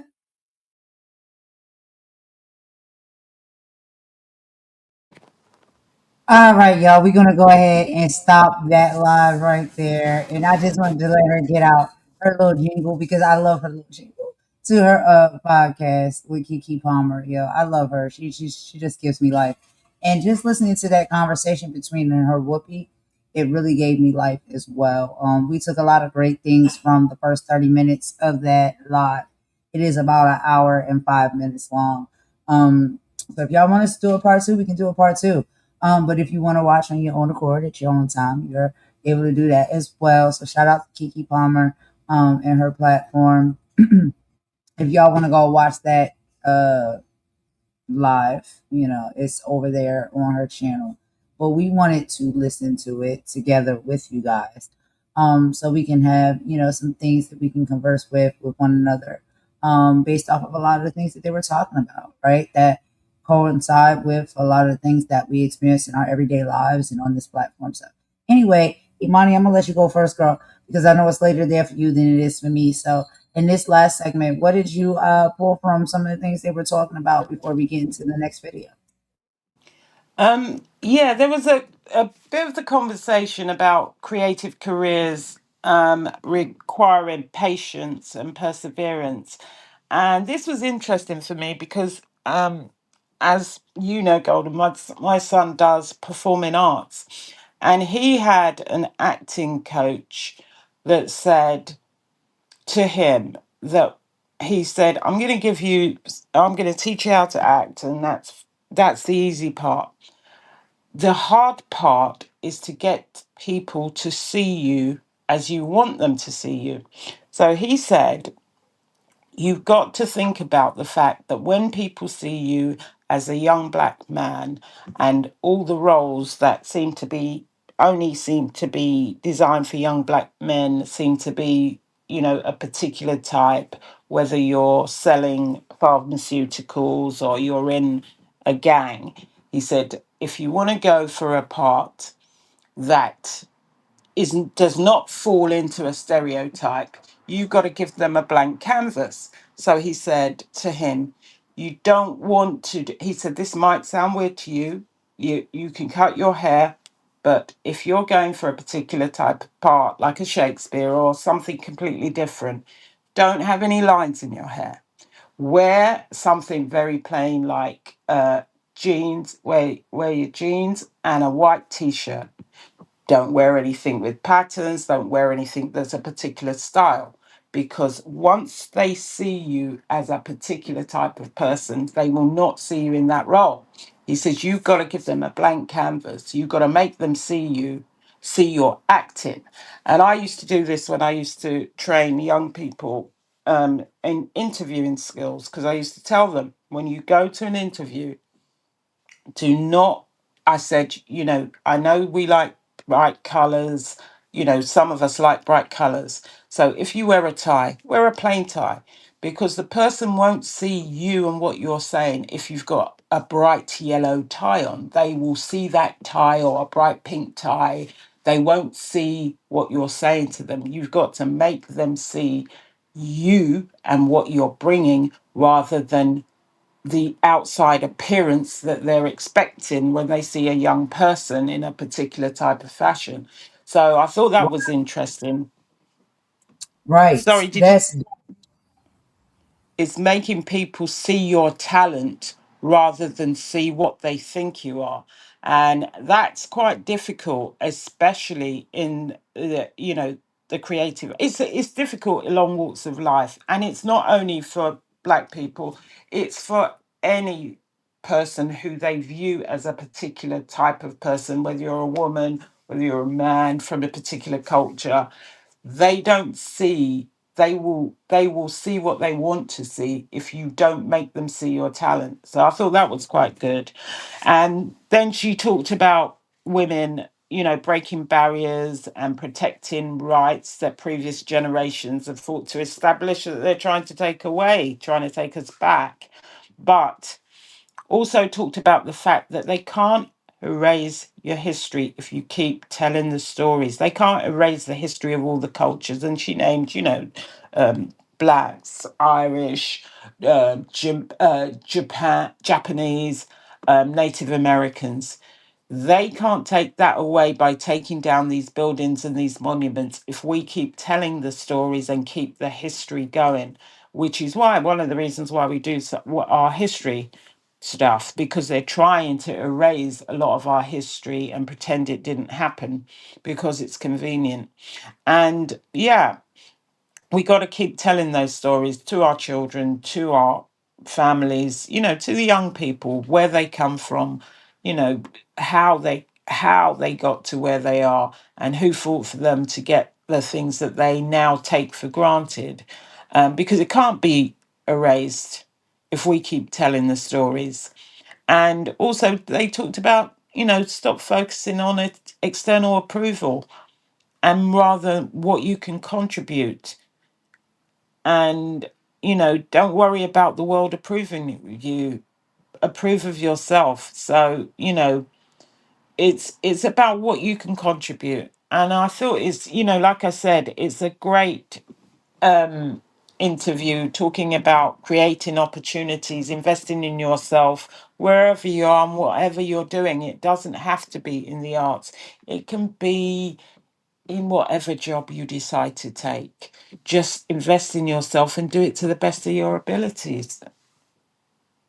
And that's what I took from this first half. And please go and support Kiki Palmer. She's got lots of different interviews there. If you want to see the rest of the interview, if we don't get a chance to show it to you, go over there and check out her platform. She has some great guests. I absolutely agree, Monty, with just everything that you said. And like I said, when it comes to listen to these interviews and these conversations, they hold a lot of relevance, when we bring them to the platform, because it's a lot of things that we are all currently navigating through and dealing with and trying to figure out. And we get a lot of wisdom, right, from a lot of people that have been in the game. A lot of these people, when we listen to these interviews, yeah, they celebrities and stuff like that. But at the core, the main ones that we listen to, they understand that at the core of that, they are human. But yeah, when you're out in your, professional spaces and places, there are certain ways that you have to carry yourself. You're forced to carry yourself. And things that you have to do, right? And then when you see how the world and the society is set up, you can make decisions and choices to bet on yourself and just believe in you and the talents that God gave you. Push forward with those, right?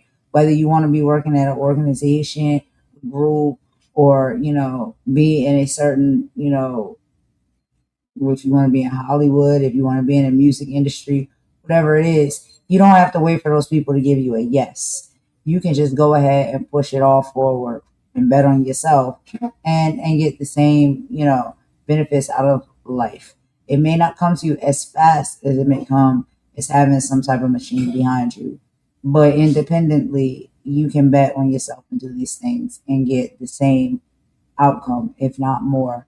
Um, just believing in yourself and standing by what you do and what you bring to the table, and understanding that you're unique and there's no other person that walks this earth that moves like you, that talks like you, that operates like you, has the skill sets that you do in the way that you have them, right?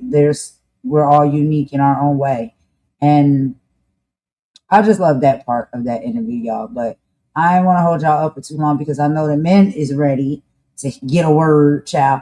So if it's any men out there, if y'all listening, whether you're in the cut, the bushes, or whatever like that, we got something for you too, because the men need attention as well. And their stories and their experiences need to be equally, as talked about and as important as, a lot of things that we go through as women. Men are going through a lot, sometimes more than what we're going through. And, I just feel like we live in a society, in a world where, it's kind of been painted that if you're a man, you can't be vulnerable. You can't be emotional. You can't, express, things that you've been through that have caused you some type of, a little bit in your heart, a little bit of sadness. You know what I mean? You got knocked off your square a little bit. We're not saying you're weak. We're not saying any of that, because that's not what any of that means. It just means that in life, as human beings, whether we are female or male, men or women, we go through different things. We have different experiences, but because we are human, we have emotions and feelings as well. And there's sometimes things that, men are trying to navigate through that women don't always understand. And they keep it to themselves. They lock it up really tight and they deal with it as best as they can. But I feel as though it should be talked about, and men should know that you're not alone out here. What you feel, what you experience, what you've been through, there's other men out here that have as well. And we have some that are willing to talk about that, and just keep it real, and let people know, like, yo, just because I'm a man doesn't mean I'm not human. And I think that's the importance of what we're going to hear in this next portion of our live, y'all. So let's give me a minute, and I'm going to give y'all a brief synopsis of this second one. So what we'll be listening to in this second video, and some of these talking points, will be coming from Roy Wood Jr. on finding happiness through pain, fatherhood, and optimism. In this interview that he has with Tammy Mack, and shout out to Tammy Mack on her podcast on YouTube that is called Happy with Tammy Mack, comedian and host Roy Wood Jr. delivers an intimate look at adversity, personal growth, and parenthood. Key aspects of this story include overcoming pain and rock bottom. Roy opens up about the painful period following the loss of his father, including times when he was broke, sleeping in his car, and navigating deep grief alone. He refrains these dark moments not as failures, but as essential turning points that build his emotional endurance and perspective. He goes on to talk about fatherhood and legacy, drawn from his memoir, The Man of Many Fathers. Roy discusses how the father figures in his life shaped his approach to parenting his son. He shares insights on breaking cycle pressures, raising a child in the public eye, and teaching core values teaching core values through lived experience rather than perfectionism. He also speaks on grounded optimism. Rather than promoting superficial positivity, Roy highlights a pragmatic form of optimism, one earned by facing trauma head on, allowing oneself to feel pain, crying in the car, and actively working towards his healing and his joy. So, did you have a few things you want to say about that, Imani, before we go ahead and press play? Or you want to just jump right into it? We can jump right into it. You've summed it up nicely. All right, let's get into it. We'll meet y'all over in the chat. Any fellas out there, this one's for you.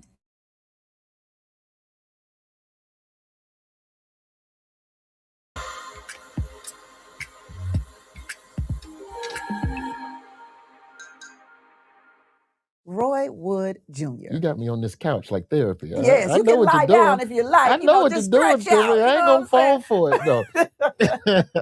I want to thank you for always being so kind and so gracious to me. That's what I want to start off doing. You came on my radio show here in LA one time. You did a beautiful post when we were African American Film Critics. Film Critics Awards. So thank you for that. You're just always so gracious to me. Because you've been gracious to me. Like, people don't know the pedigree about you. You know, I mean, they know who you are now, but they don't know, like, you know, late 90s, early 2000s, you were holding the city of Birmingham down in the mornings, and you were very kind to locals. And I don't think professionally, I don't think our paths crossed at the station. I think I came in right after you left, but your reputation, the residue of goodness remained, and never heard a bad word about you. Every comedian, anybody from the crib that spoke about interacting with you or B. Brian or said Delaney, always spoke highly. So anybody that, and it is impossible to work in the city of Birmingham and not pour your soul into the people of that city. That is what 95.7 is. The community state. It really is. You can't fake giving a damn about the people. You cannot. When I first got to Birmingham, Chris Coleman said to me, he said, the only way you're going to win in this city is to take the first week and drive around and figure out where you are and who the people are in that area. Yep. And that's exactly what I did. And so when you are like that within a market, that reputation remains. And so I always had a lot of respect for you for the simple fact that you cared about the people of Birmingham. And anybody that cares about the city of Birmingham, to me, on the backside of that, good for life. So you know how long I kept my Birmingham number? Like, I missed Birmingham. That was my, out of all the markets I've been in, Birmingham was my favorite. I had so much fun. And so did my family. Sometimes when I was gone, my family would come and stay and enjoy the benefits that I had in Birmingham. Oh, Birmingham was the shit. Y'all would bring in, y'all would have, you know, y'all had Ricky Smiley on for a while and Ricky Blue, and then you had Said Delaney on. And to me, like, and also, and then you came. Yeah, and so that's the thing, is that that chair as a comedian at 95.7 has always been held by a local comedian. Like, that was until they went syndicated. Right. It was Ricky, Said, myself, Jermaine Funny Main, Terry T was in there for a minute. Like, there's been Sir Walt came through them doors. So it's like, you have always been kind and endearing. Like, you're not from Alabama. Like, that ain't your ministry. It didn't have to be. No, it ain't my ministry. I'm just saying, you could have done your shit. You could have done your shift and went home. Yeah. But you never did that. So I don't know. You're one of those people, like, I always had a lot of respect for. So when we started crossing paths on the acting side, as an actor, it was always love. So if you call, I'm here. And here you are. Yeah. Now, granted, I had other shit to do. You had a lot of shit to do. And I was like, hey, I'm in town. I got shit to do, but I can do. But I can do you too. Yeah, just figure it out. But when I'm gone, I'm gone. But when I'm here, I got you. And thank you for having me. What mood are you in today? I'm generally in the same mood most days. Like, I'm not really a sad person, but I'm also not really a happy person. I'm just more, did we do the job today? What are the objectives? Okay. Objectives complete. Sleep. Really? For the most part, like, I'm optimistic. It's kind of like your shirt a little bit. Yeah.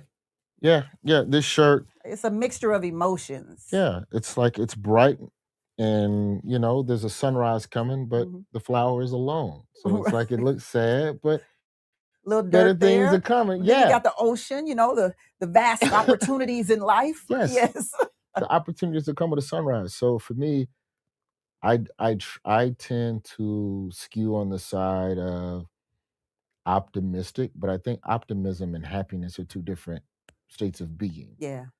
Because you can be going through something and know that you're still going through it, but know that on the other side of it is something. But That don't mean you smiling while you're going through it. So for me, I just try to tackle stuff. I'm not gonna sit here and act like that is the best way to live life, but I have found that to be the most emotionally safest and and it's the one I can navigate the easiest and still complete tasks. Because at the end of the day, I'm a father. I have to provide, and that's how I'm wired as a man. And when you talk about manhood and masculinity, and you need to slow down and cry, and it's okay to cry. All right, bill's still coming though, and that's not gonna stop. So if I don't do it, I don't know if who, and I don't want the burden to solely be on his mama. Right.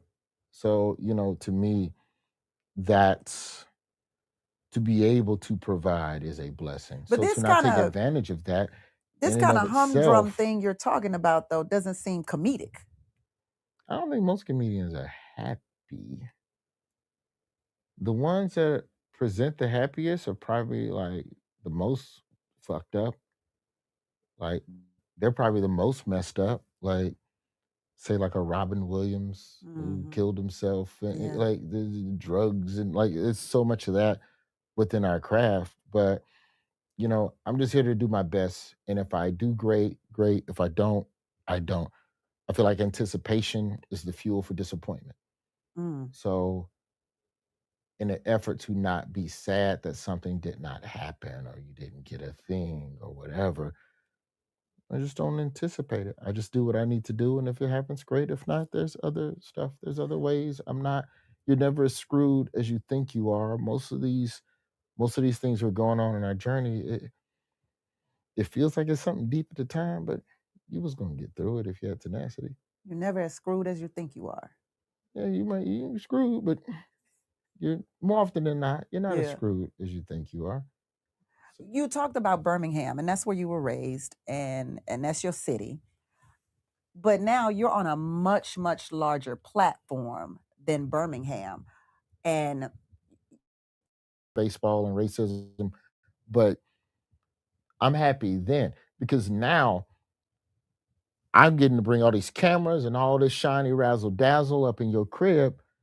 Just tell the truth about what happened, man. And then wasn't Dallas. So And his show wasn't there either at the time. He You're wasn't right. syndicated to Birmingham yet. So I was, by measurement, the most accomplished comedian within the city Right. at that time. I had national credits, but I was still on the radio. 95.7 jams. I built a ton of relationships, and so I've been off air probably 15. I haven't been on the radio in Birmingham probably 15 years. So I go back to the boys club, to A.G. Gasson Boys Club on the West Side, West End, where I grew up, and go to talk to these kids and blah, blah, blah, and donate money and, and just talking to youth, right? Right. First thing the directors do when they walk up, how many of y'all know Roy Wood Jr.? Not a single hand. Then, let's just deflate your tire. and then under my breath, without realizing what I was saying, under my breath, I go, "It's cool. I'm sure y'all mamas know me." But I didn't mean it like that. No. I didn't mean it like that. I meant it legit. Oh, these kids are all 12 to 15. Right. Yeah, they don't know you. But you were born when so I know your mom used to listen to me. Right. I ain't saying your mama let me hit that. But let me see a picture of your mama. I might know her. I might know your mama. Like that, to be able to be home and still just talk to them kids about, I'm from this neighborhood, but I made it out and I'm over here doing these things. Yeah. You can do that too. Like that, to be a beacon like that, because I've said this publicly on the record, so I don't want you to think I'm blowing smoke in that regard. But Ricky Smiley was the most influential comedian for me in my career. It's comedians you watch and love and study. Who did you study? Who did you like? Right. Who's your Mount Rushmore? I saw Ricky Smiley on BET's Comic View in 1997. Yeah. And he said, "My name's Lil Darryl." And he starts claiming Alabama out the ass on television. Roll Tide. Every time he talked, Roll Tide. That was what I needed. Because that gave me you can be from here and do that. because Hollywood and LA was presented as this other world Yeah. that is not for you, that you're never going to make it to. No dream or idea. I didn't have the internet. I didn't have YouTube to see other people who looked like me doing the next thing or whatever. That was from where you were from. That's either. why. Yeah. That's why I said. And then that lady asked them kids who their favorite comedians was, and they said Drewski and Desi Banks and Casanat. They named a lot of streamers. The Speed, the kid. I show Speed. I know Speed. You know the one. Mm-hmm. Like, like you know the one. But yeah, it's dope that they got cats that young doing that much stuff. All I had was Keenan and Kel. Yeah. What other black teenager was getting it like that other than Keenan and Kel and Eddie Winslow? Like, and acting don't even count. I don't even count because that's still Hollywood. I'm talking about just a regular person walking around the hood with a camera doing jokes, and you seeing them. Like DC Young Fly is a great example of the trajectory of someone who was just grinding in their car, making selfie videos, roasting people. And now, and I always the give boys credit in to Netflix Jess Hilarious for doing that too. 1,000,000 times over. Yeah. Self-made. Mm-hmm. Self-made. So you look at those people and I'm like, that's dope. But it still feels good if you know somebody's from where you're from and Absolutely. did it. That makes me happy. Yeah. Because I know I'm planting the seed. You don't have to watch Daily Show. You 12. You ain't supposed to watch Daily right. Show. No. You wouldn't even understand the Daily Show. You wouldn't understand it. No way. No way. But what color are you today? Ooh. Maybe like a goldenrod orange. Like a burnt orange. It's somewhere in here. Yeah. It's a burnt orange somewhere up in Somewhere in the around this set. flower. somewhere in the over set. here. Somewhere What is in burnt orange? What does that represent? It's optimism, but a little bit of, it's not completely bright. Mm-hmm.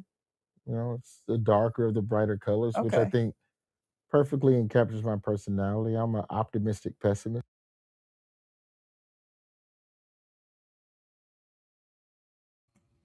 All right, y'all. So I want to just pause it right there for a quick little commentary break, y'all. Okay, so I've learned a lot, even myself, with listening to this live and this interview. So let me get this right, and correct me if I'm wrong, Imani, because I know you listen real close to stuff a little bit more than I do.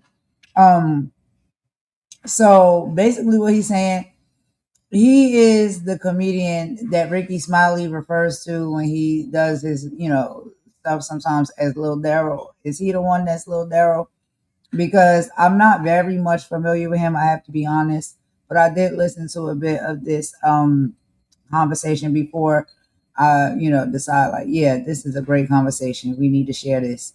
I'm not very much familiar with him, but I know you know him a lot more than I do, Imani. And also, as far as the talking points that he is just speaking on as a man, right?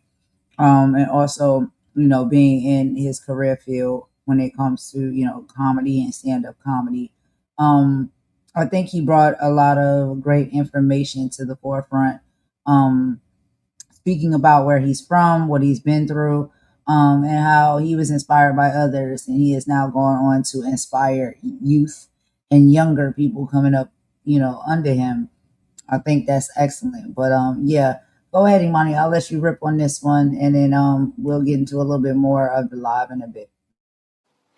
Yeah, I mean, yeah, he did talk a lot about his career in radio. I think he said that was his idol, Ricky Smiley. I'm not sure because maybe I missed the bit you were talking about that Ricky Smiley refers to as Little Daryl, but I know I did. I know I did see him. The one place I did see him, and I remember seeing him because I know he did a lot of radio, was at the Correspondence Dinner. It was Joe Biden's Correspondence Dinner in 2023, and he was, some people were going at some of the jokes like clutching pearls, but he was funny. What I thought was interesting though about this is the thing that he says about comedians, a lot of comedians having mental health challenges, and obviously we remember the late Robin Williams and a few of these comedians that have passed away earlier than expected, and they're found to have depression.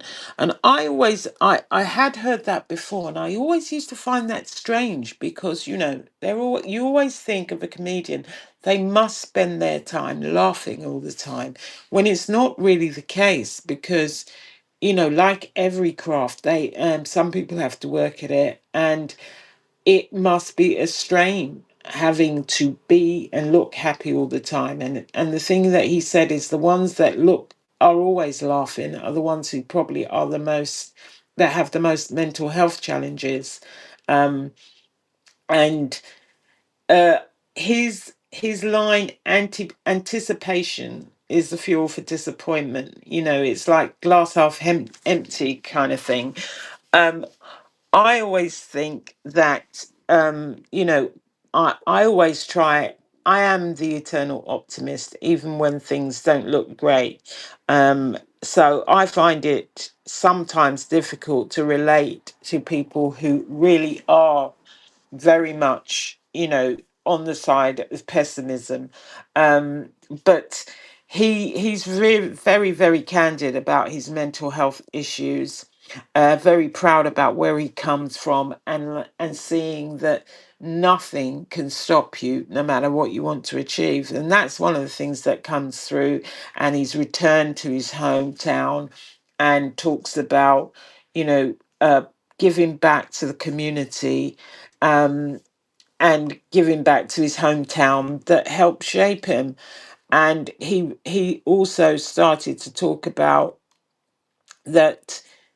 Yeah, that the funny thing was that whole recognition thing with the young people, which I find, you forget, when you try and remember, things that you thought were really funny, and you're talking to someone who wasn't even alive when some of these programs were made, or some of these comedians were around. So it's trying to relate, how he was trying to relate to the young people, I thought was quite funny. Um, um, but he did say that Ricky Smiley was a important influence on his career, and how seeing a successful person from his own community gives young people a sense of what is possible, and they have many more avenues that they can go through to be success. So, and they can hone their craft just on the internet. It's not as much of a, as a struggle as some of these guys that used to have to play these clubs. And I must confess, I don't think we have as much comedy as we used to. I remember things like the Def Jam comedy, all the comedians of the heyday. And I love comedy, but we're not, I don't know whether it's the times, or since EV19, we're not seeing as much laughter as we should do. And laughter is really healthy. Laughter keeps you young. That's why I love comedy. I love comedy. I can't remember who we were talking about the other day.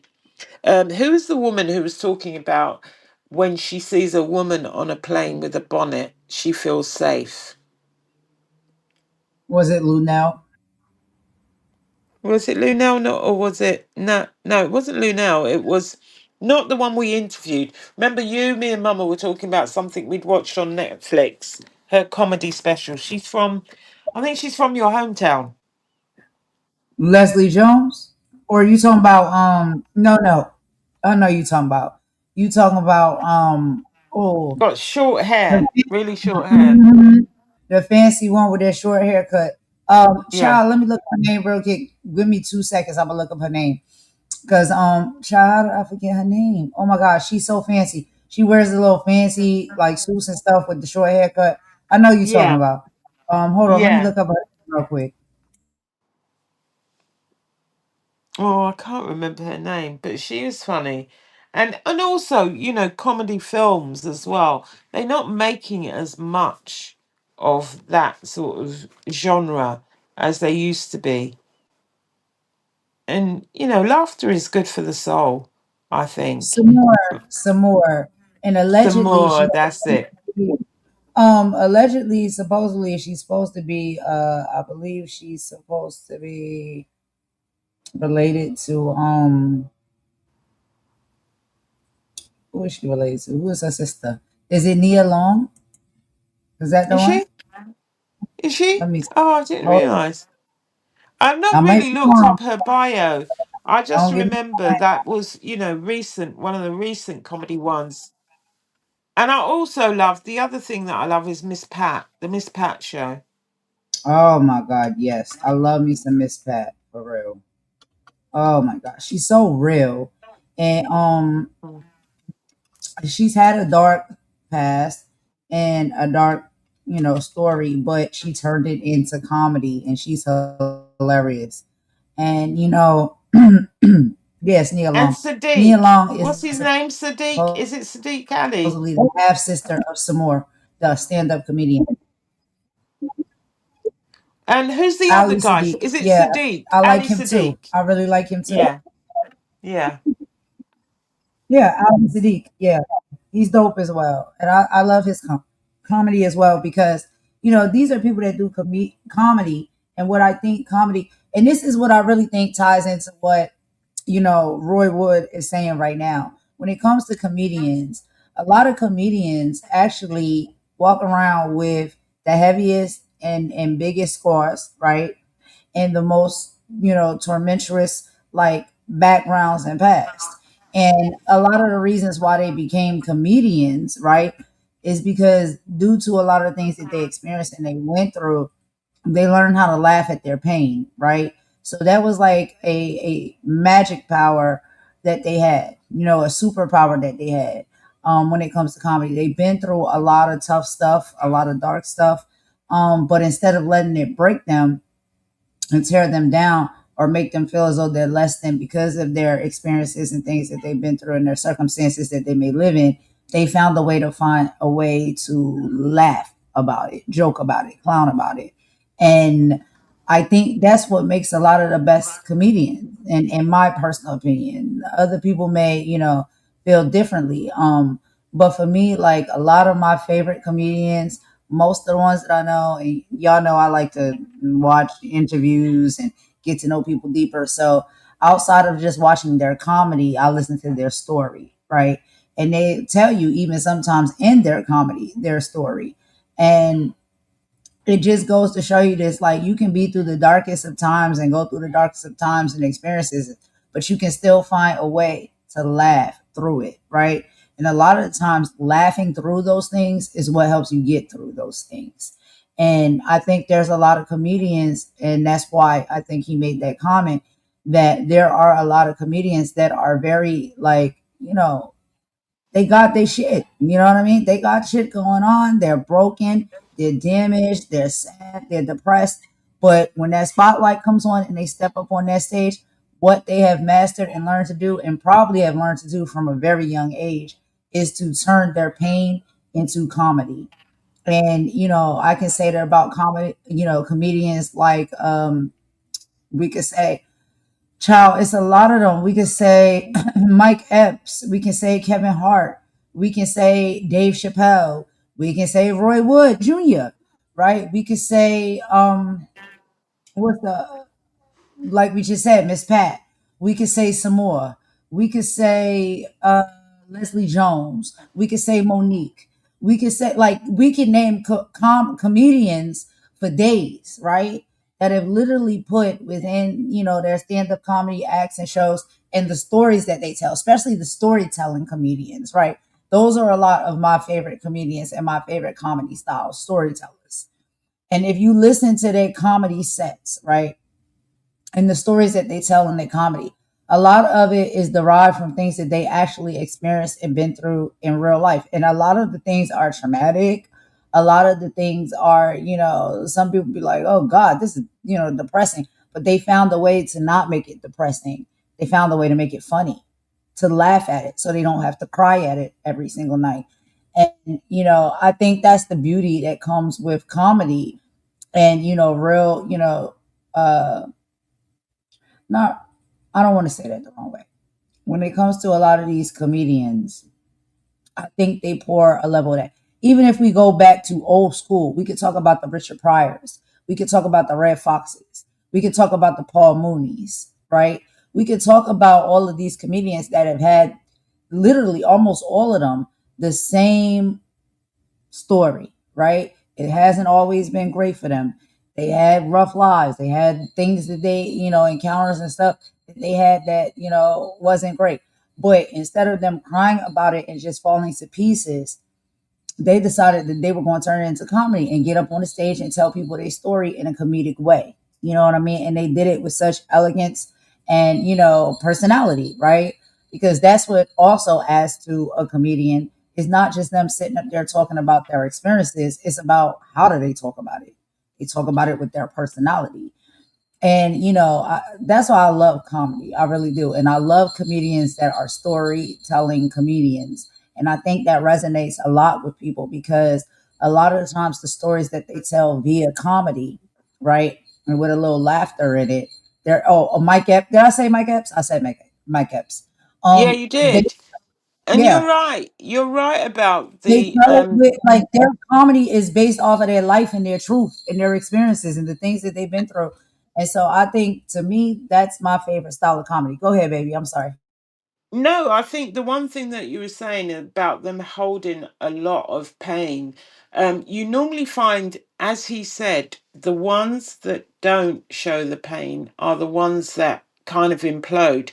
And we've seen this in different ways where they've, unalived themselves, but also they've had these crazy blowout moments where they've had some, you know, psychotic break because they are trying too hard to be too happy. And there are many examples of that we could reel off. But think about all the people who've been caught, say doing crazy things on the freeway and found in crazy compromising situations because they have tried so hard to hold it in and pretend everything was okay.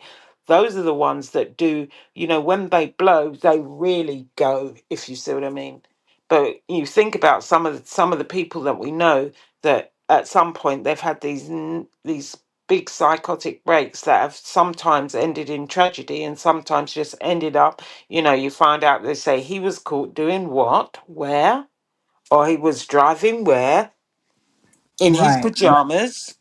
There's many, many examples of this. So Not the that was the pajamas. interesting part that he said. Right. Not the pajamas. Okay. But yeah, but like for real, and because we're listening to this interview or whatnot that happens to be being had with a man that's going to open up and be very vulnerable that happens to be a comedian. We also know that other males and men as well in other industries or whatnot have also equally have stories to tell. And here's another thing that I just wanted to add real quick when it comes to comedy, since we're on the topic of comedy. I know that there's a lot of talk, and look, I'm not a comedian. I ain't put my boots on the ground and I wasn't at the late night clubs and stuff waiting outside the door to get in so I could get my 10 minutes on stage. If I understand that fine wine comedians that have really had to live in a different era, in a different time, right? And get their shine to be a comedian based off of that era and that time that they lived in, I don't take away from the work that they had to do in the boots on the ground, in the places that they had to go, and being at these, comedy shows and clubs and things like that, just to get their name out there, just to be known, you know what I'm saying, as a comedian for their craft, right? So I don't take that away from them. But what I also don't take away is what the younger generation of comedians have done. And I know that there is a fight, or not necessarily a fight, but there's sometimes, a little bit of riffraff. The ones who get it. Lunel gets it. Country Wayne gets it. Like, and this is Country Wayne being a younger comedian, right? Growing up in this era that we have grown up, well, some people have grown up in or whatnot when we're dealing with the social media platforms and AI technology and all of those things. Lunel is a seasoned fine wine comedian that gets it, and she understands. And you know what she said, and I respect it. She said, "Look here, okay. Time goes on, and sometimes you just got to get with the program." Okay, I respected that so much when she said that because and I understand the reason why a lot of seasoned comedians do get frustrated and whatnot. because they have put in so much hard work and boots on the ground and things like that, and they've never got their just due. Right? They work very hard. They put in a lot of hours, and then now they see in the next generations and these newer generations of comedians coming up, and all they have to do is flip on a cell phone and record something, and now they're considered to be a comedian. But they didn't have to put in the work and do a stand up, comedy session or whatnot for 30 minutes to 1 hour or so, and not get bombed or not get tomatoes thrown at them. They just record a 30-second video and post it on a social media platform, and it goes viral. So I do understand the difference between the two, right? Because I respect both, right? Because I'm growing up at 35 where I'm like kind of in the middle. At 35, you're kind of in the middle. And I'm also an old soul, right? So I grew up listening to the Paul Mooney's and the Red Foxes and, the Richard Pryors and stuff like that. That's what I heard in my household, right? I knew that comedy, like that core comedy, that raw comedy and skill that a lot of these comedians had, but I also, once I became older, I was starting to, live in a time where now we have technology and social media. And I like a lot of the younger comedians as well. And I know that they made, their first footprint on a social media platform, like posting their videos on Vine, posting their videos on Facebook, posting their videos on Instagram, posting their videos on TikTok and YouTube and things like that when it comes to their comedy. So I know that their journey was different. But one of the things that I feel like, and this is why I said shout out to Lunel, I love her, and there's a lot of others too, but I don't want to name all of them, is that they understand that, the way you get it may be different, but the reason that you get it or your passion behind it for most individuals, whether you are a fine wine age or you're a younger generation, is the same. And basically what he is speaking on, and what I've heard a lot of other comedians speak on as well, is that the best comedy, unfortunately, comes from the fact that people have been through things. They've been hurt. They've been down and out. They didn't been on their last dollar. They didn't been homeless. They didn't had to walk the boulevard. Like all of that. They tell their story, but they turn that darkness, and that tragedy into something that they can laugh about so they don't have to cry and break. And so I think that makes great comedy. But anyway, y'all know I'm long-winded, so that's all I got. You got anything more to say, Money? You can play a little more. No, you're absolutely right. I mean, if you want to put it simply, and although it's loosely based on his childhood, remember Everybody Loves Chris, and look at Chris Rock. Exactly. And so, that's what I'm saying. Like, comedy is something that keeps us, and it's not even for the comedians, and shout out to the comedians that do it, right? Because they give us the outlet that sometimes we need when we're in our darkest moment. Like, if we're in a dark moment and we just may want to laugh, we just may want to kick back and just, not think about our problems. Or even if we do think about our problems, for them to deliver it with the level of comedy that they do and speak about the stories that they do that maybe even we can relate to, it helps us kind of, see that we don't have to cry. We can laugh about the things that we've been through and then keep it pushing and live to make it to another day and go to work tomorrow. And you know what I mean? Like, drive to work and not be distressed or depressed or anything like that. So shout out to comedians.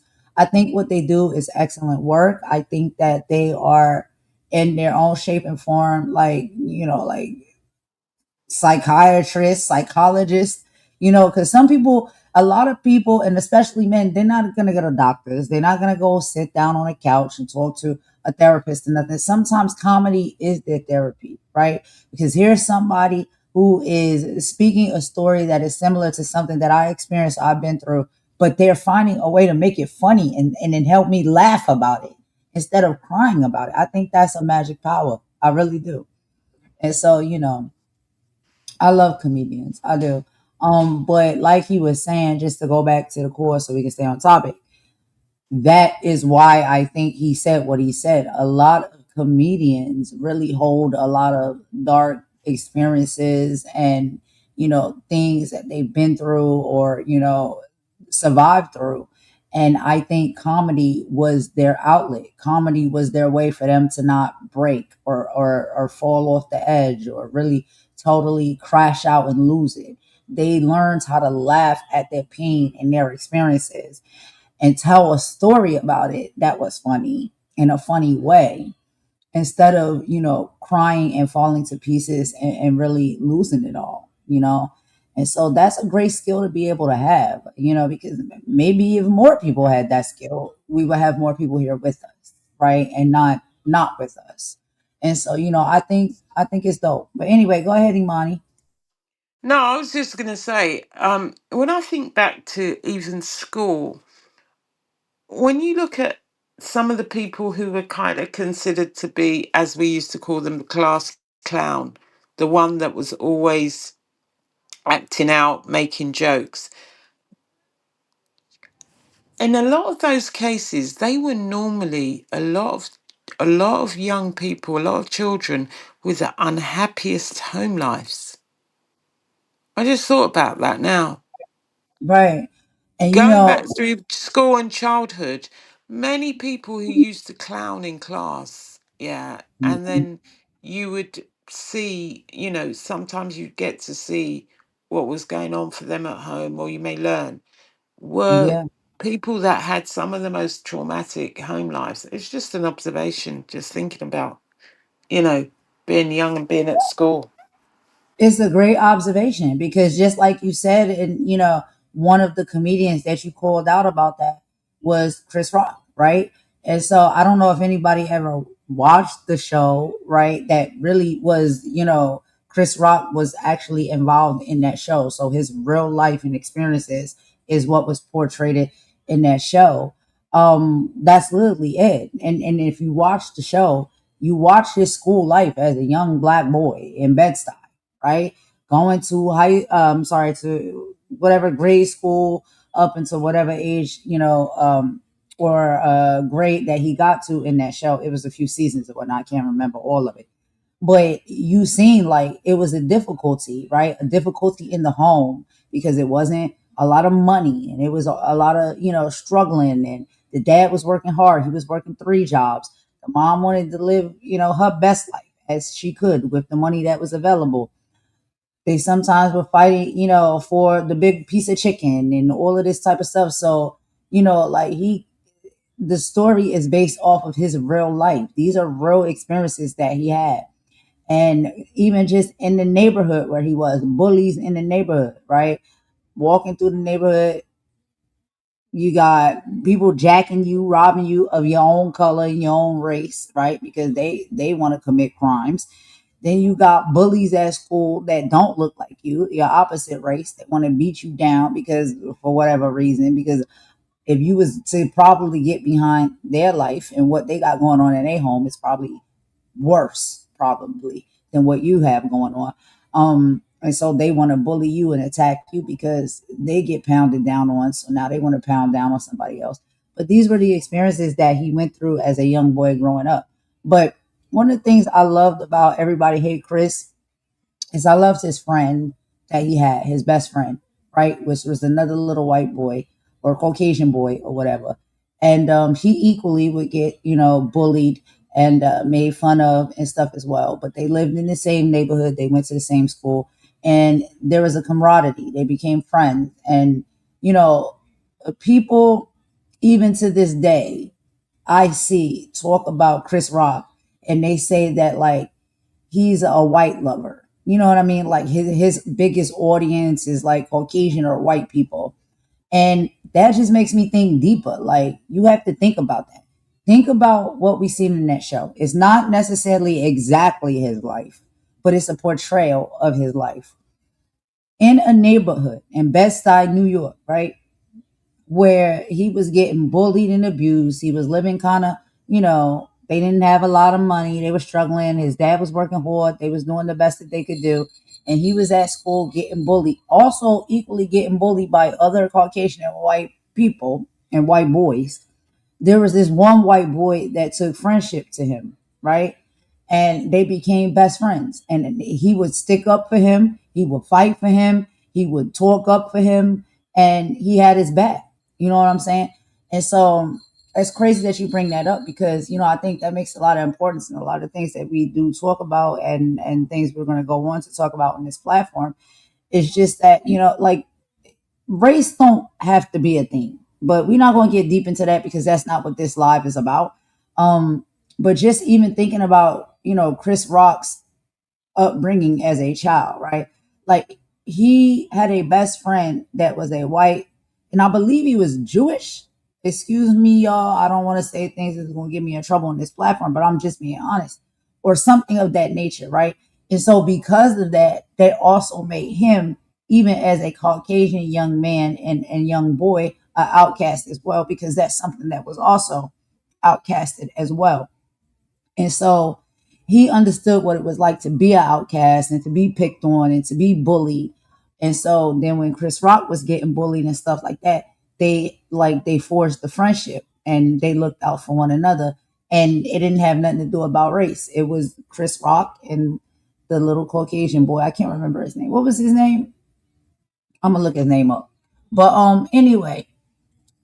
anyway, that's Chris Rock's experience. And then you look how Chris Rock is now as a grown man and a comedian. And a lot of people sometimes drag him for that because they say that like, oh, he tries to, perform for a white audience or a Caucasian audience and things like that. His audience is very mixed. I've seen it.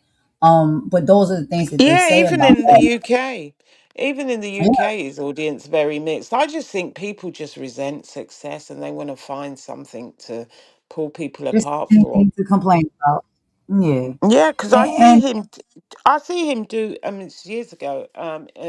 I saw that when he came to the UK, I remember he'd come off he was doing a world tour and he was in South Africa, and he appealed to many people, and being able to reach out to many people is, that's a fantastic achievement for someone who came from where he come from. That's why sometimes all the naysayers, sometimes I just ignore them. Just be happy for someone. You know what I mean? But anyway, please, oh my gosh, it's getting late. let's We play gotta some move more 'cause we on. gotta get We up out need of to here, bro. move on. Yeah. Okay, let's play a little bit more. We'll meet y'all in the chat. We had 17 minutes. We want to play just a little bit more, but I did spin it a little bit ahead. I want to really listen to this part, and he's talking about the emotional cost of being a father and a provider from a man's standpoint. So, of course, a man because he's a father. But let's hear about this part right here. So I skipped Oh, forward a hold little on a bit. sec. Did you do the bit where you haven't gone past the bit where his father passes, have you? Let me see where the father Because there's a pass. really Yeah, important bit coming up next that is about what happened to him when he was 16 that was impactful in his life. let's see here. It's a key part of his Nah, pain, that's kind of thing. that's the next one. No, that's the next one because luckily on her platform she breaks it down in segments, so that's the next one. But this one is this is in line first, and then that conversation comes after this conversation. So this one is Mm. him talking about the cost of being a father and a provider, and then the next one that they go on to talk about is comedians and mental health. Um, Anticipation is the fuel for disaster. Okay. Birmingham, Okay. yeah, you know what I mean. It's kind of down the way a little bit, but it's really the next one after this. So we could probably, if we want to do a part two, we can put that in the part two. Um, but yeah, this one Yeah, is because that comes up as the next part. Did you skip that part or was it back? I don't know. Anyway, because I'm getting tired. Where are we now? no. The first part that I skipped through was the residue of goodness, right? And so we just skipped over to, and then they went into what mood is Roy in, and then after that, the emotional cost of being a father. So that's what the next one is. And then the one after that is when he goes into talking about, the other topics. Mm. So let's go ahead and listen to this one real quick. Because I think this is good for the men and the fathers because I feel like, they need to be understood as well. And I know they feel as though a lot of times women don't understand them and society doesn't understand them, and how hard and heavy of a weight it is for them to carry, to be a father and everything that goes into that, emotions and all. But let's go ahead and listen to a little of that, and then we'll wrap up after this, and maybe we'll do a part two. But I'll meet y'all in the chat. Let's get into it because I know it's getting late for Imani. It's getting late for me here. So thank you all for joining. We hope you still are listening. We hope you enjoy the content. And we'll be right back. We'll see y'all in the chat.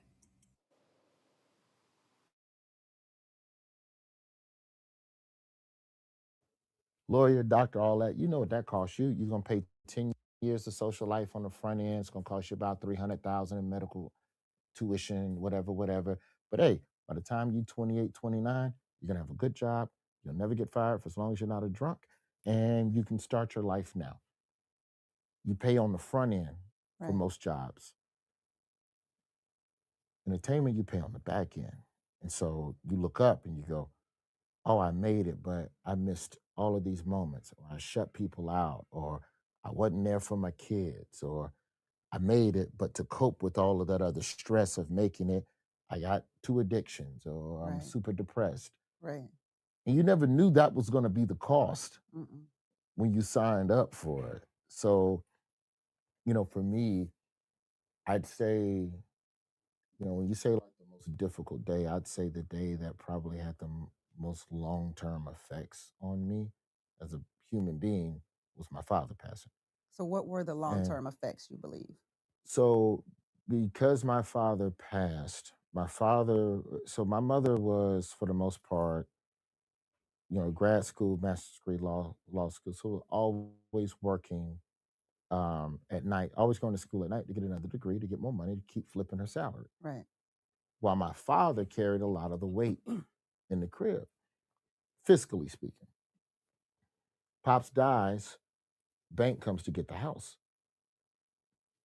Mom ain't got enough bread to match dollar for dollar How old were every you? expense. I'm 16 years old. Mm.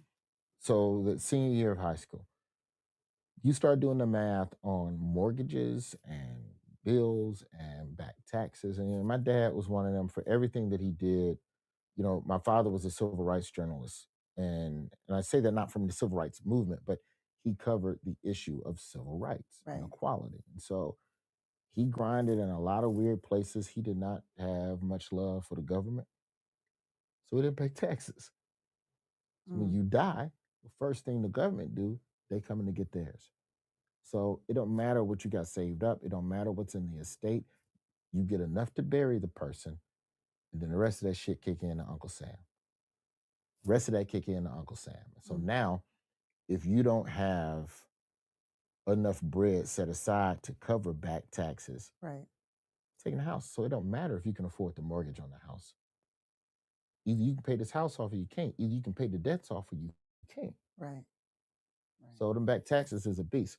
So the name of the game, and I can't remember if me and my mom had a conversation about it or not, but it was basically, I'm going to stall the government until you graduate from high school.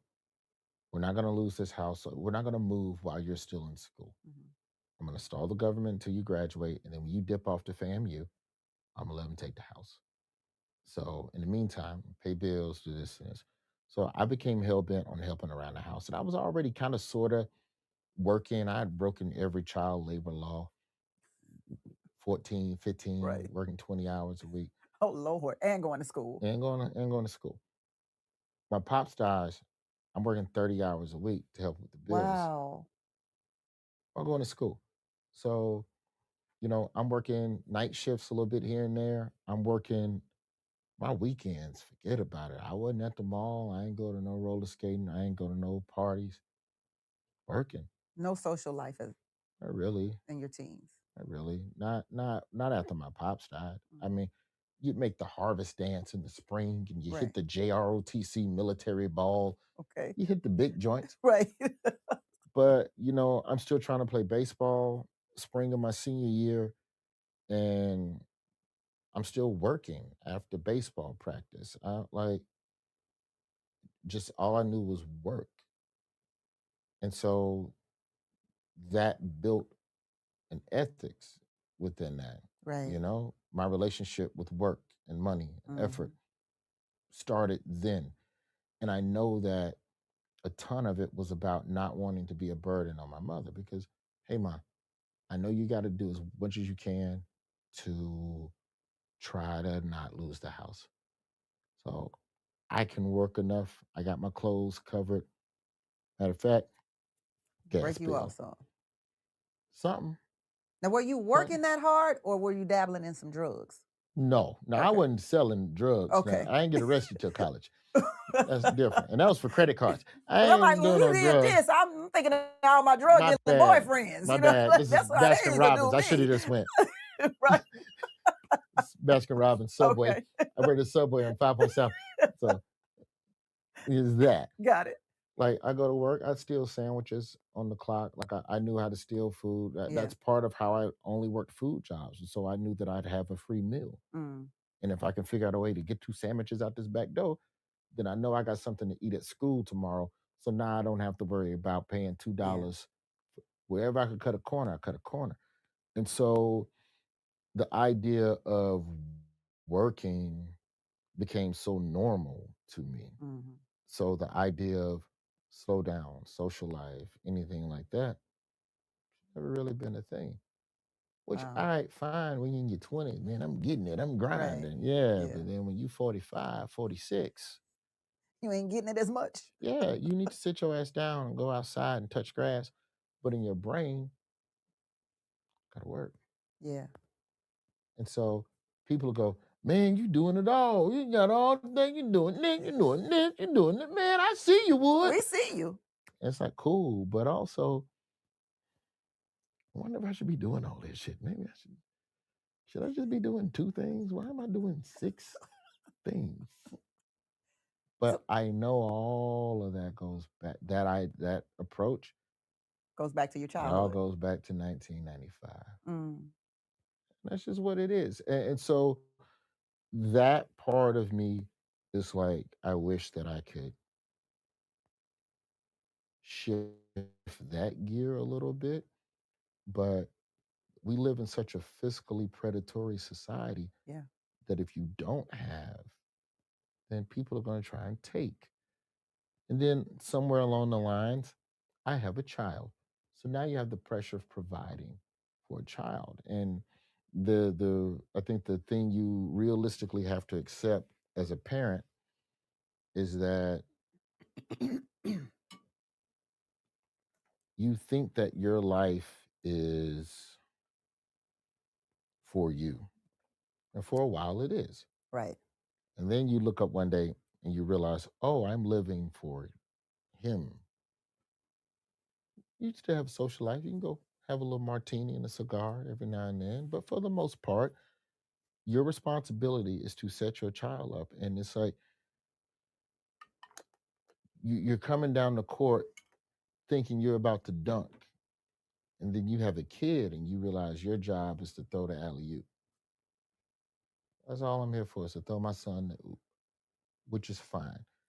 You get to still have an existence. But when I die, him and his mama should not be in no situation where he got to look up and go, I got to go get a job right now. Right now. So the only way to protect him from that is to throw a block. And you throw the block by putting 6 pots on the stove. And that's how I see that. And when you say 6 pots on the stove, I'm back to drugs. Yeah. What Now it's a drug analogy. Now we back. Oh, okay. All right. No, but okay. like, you know, I leave Daily Show and immediately I sell an hour special to Hulu. I sell a book. I have 3 television scripts in motion. There's a podcast and late night thing that I'm kind of trying to get off the ground as well. It's a lot. It's a lot. But it's a blessing.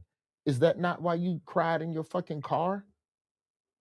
Is that not why you cried in your car? Yeah. Was to have all the opportunities? Well, now you got them. Now you got them. And we're going to say, well, not this one. No, give me that one. Give me that like one too. Steve Harvey and Shaquille O'Neal, just yes. Yes to everything. Yes. What's your name? Yes. What is that, Shonda Rhimes, the year of yes? Yes. Now, what Shaq and Steve Harvey have over me is that they are comfortable trusting other people to handle their affairs. I have extremely difficult trust issues with hiring people, and just because I'm so used to doing things on my own because of 1995. Boy, 1995 did a job on you. Yeah, that was a year. Did That was a several year. jobs on you, I Yeah. guess. So that So idea. when you speak of your son, do you want him to work? Do you want him to have the work ethic that you have? I'm torn. I'm torn. I've worked since I was 13. Um, I wanted a pair of Ken Griffey's shoes. What was it? No, by then I think it was Junior Seau. These Air Missions. I remember the Ken Griffey's though. And it was freshman year, it was 92. So I'd already like raked yards around town, around the neighborhood. I would rake leaves. Nobody rakes leaves anymore, Roy. Isn't I that know. crazy? I know. Nobody's raking It's leaves, leaf blower, cutting or they just yards. leave it out. These new kids don't do yard work. You don't see no kids walking through the hood with a lawnmower no more. Just No. $10, 15 front and back, gone. So I ain't believe in cutting grass. It was too hot. But I would wait till the fall because nobody would rake leaves. In the South, people would burn leaves. So I would do a rake and burn for you for $10. Like whatever you want me to do. That was the first lick, was doing that to get money for Nintendo tapes, and like I bought baseball cards and magazines and stuff. And then I went to summer school for algebra my freshman year of high school, and we was at West End High School at the time. I went to Ramsey, but you get sent to your zone school for summer school. Right. And the seat I had, I could peep game out the window, and there was a little gas station right up the street, little Church's Chicken. I think it became a Green Acres eventually. And I would see a dude come out there every day around noon, and he'd sweep the whole parking lot. And anytime somebody pulled in, he had to stop sweeping and go in and help whoever. He was, I guess, front counter, or grill or something. And so one day after summer school, I walk over there and I talk to him and I go, yo, let me sweep this parking lot for you. I'll do it for free. Mm-hmm. Give me a box of chicken. And he goes, you got a deal, little motherfucker. You got a deal, little nigga. So 3-piece, biscuit and a pepper. You good. I knew I had a meal, so I would take my meal at summer school, a little free sandwich or whatever, sell that for 50 cents. So dang, now I'm up 50 flipping cents. Sandwiches. So now I'm up 50 cents. I would go across the street, sweep the lot up, whatever. Then I peeped diagonally across from the Church's Chicken, little gas station. He always sweeping trash and picking up cups. Folks, folks that liquor bottles or whatever. So I go over to him. I go, hey, I already sweep the Church's Chicken across the street. He paid me $10. He go, I ain't got no $10. I ain't giving you no $10 to sweep the lot. Well, that's cool. How about this then? Give me a $10 credit for anything I want in the store, and you can write it off as shoplifting. Wait, did you tell him that? Yes, because they write off. They but I'm account just for trying theft. to figure out how you knew that to even propose that. Like your negotiation tactics are off the chain, brother. I only knew that because the Circle K closer to South Park Road, it's a Mike's Grocery now. The Circle K that was closer to my house, I had a rapport with that. All right, y'all. So we're gonna stop it right there. We reached the 30-minute mark with this live. Okay. So we're gonna make a little bit of commentary and then we're gonna go ahead and wrap it up and get y'all up out of here. Thank y'all so much for spending time with us. But y'all, I was just sitting back, just listening to the conversation, just like, oh wow. That really resonates, right? And this is a man that's talking, this is a male that is talking. But even as Raina was saying in the chat, and I know me and Monty talked about as well, some of our backgrounds, like when you're young, sometimes earlier than what you probably would like to. You got to get out there and learn life in the world at a young age. And you got to start working and grinding and doing things and, making those type of decisions. So, it's just interesting to listen to, him saying that because it allows us to see that, a lot of us have had these type of experiences within our youth. Um, I know for sure males and boys and you know they probably have had to deal with it more because that's what society says, right? As a male, as a boy, as a youth, as a man, if you're going to be a man, these are the things you got to do, and you may feel pressure on yourself, you may feel pressure from society, or you may just be in a predicament where you have to do it. And sometimes you don't have to be a male, you can be a female and do it as well. So I think a lot of us can attest to this story. But what do you think about, this portion of the live Imani and what we heard him talking about, as far as his journey, in his early years of life, things he had to experience and go through. Can you attest to any of that? And what's your thoughts? Yeah, I mean, obviously he lost his father when he was 16, and uh, the loss itself was devastating, but the long-term consequences of having tax debts that, eventually led to them, you know, having to face the fact they would lose their home eventually, and his mother working tirelessly to keep the home together afloat, and him having to do multiple jobs from an early age and learning about things like mortgages and taxes at a very early age, things that a teenager shouldn't have to face. And then that gave him really what he calls his lifelong relationship with work. And, he worked tirelessly and went to school. And he said that he struggles to slow down even now, because it he associates work with safety and survival rather than just simply earning money. And so, you know, he also talked about, fatherhood, changing everything, and having a child fundamentally changed how he viewed his purpose. And so rather than focusing on his own achievements, he had to look at his additional responsibility and create opportunities for his son. And she'd asked him whether he'd liked his son to have the same work ethic, and I can concur with this. It's kind of mixed. You kind of feel like you want your children to have to work for things, but at the same time, you also, well, some of us do, or a lot of us do, we coddle our children and not want them to go through the same sort of growing pains that we had to, and not have to work as hard. And I think it's really difficult to find that balance where, you know, teaching them not to take everything for granted, um, and also not making them have to suffer when they don't have to.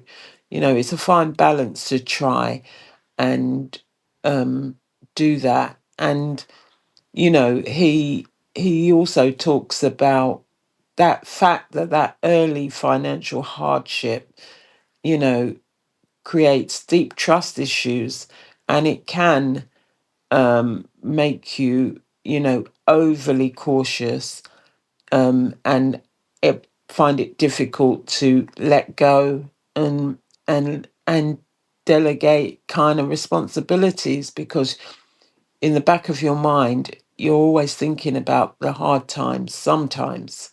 So he's really, a talented person, and like we were saying, a lot of his pain is what's made him who he is, and like most of us. But he, like everybody else, it's his fulfillment doesn't come from the fame or the accolades, but using his success to try and uplift other people, and try and give something to the next generation. So it is a really good interview, talking about the pain, the grief, losing a parent at an early age, which is also another trauma, and having to work 30 hours a week. That's a lot of hours. That's a full-time job, as well as going to school. Great interview, great lessons in here. And like I said, the balance between trying to, teach your children the value of work and not to take everything for granted and not to make them say, I suffered, so you must suffer as well. That's a fine balance that's difficult to manage sometimes. But yeah, that's what I took from that. It was a good first part of the interview, really great. And, please go over to Tammy Mack's platform. She also has some great guests and interviews. Really, really good story from a man's perspective. We did Lunel last week, her grief at losing her mother, and now we have Roy Wood's experience of losing his father at an early age. And that's what I got from that.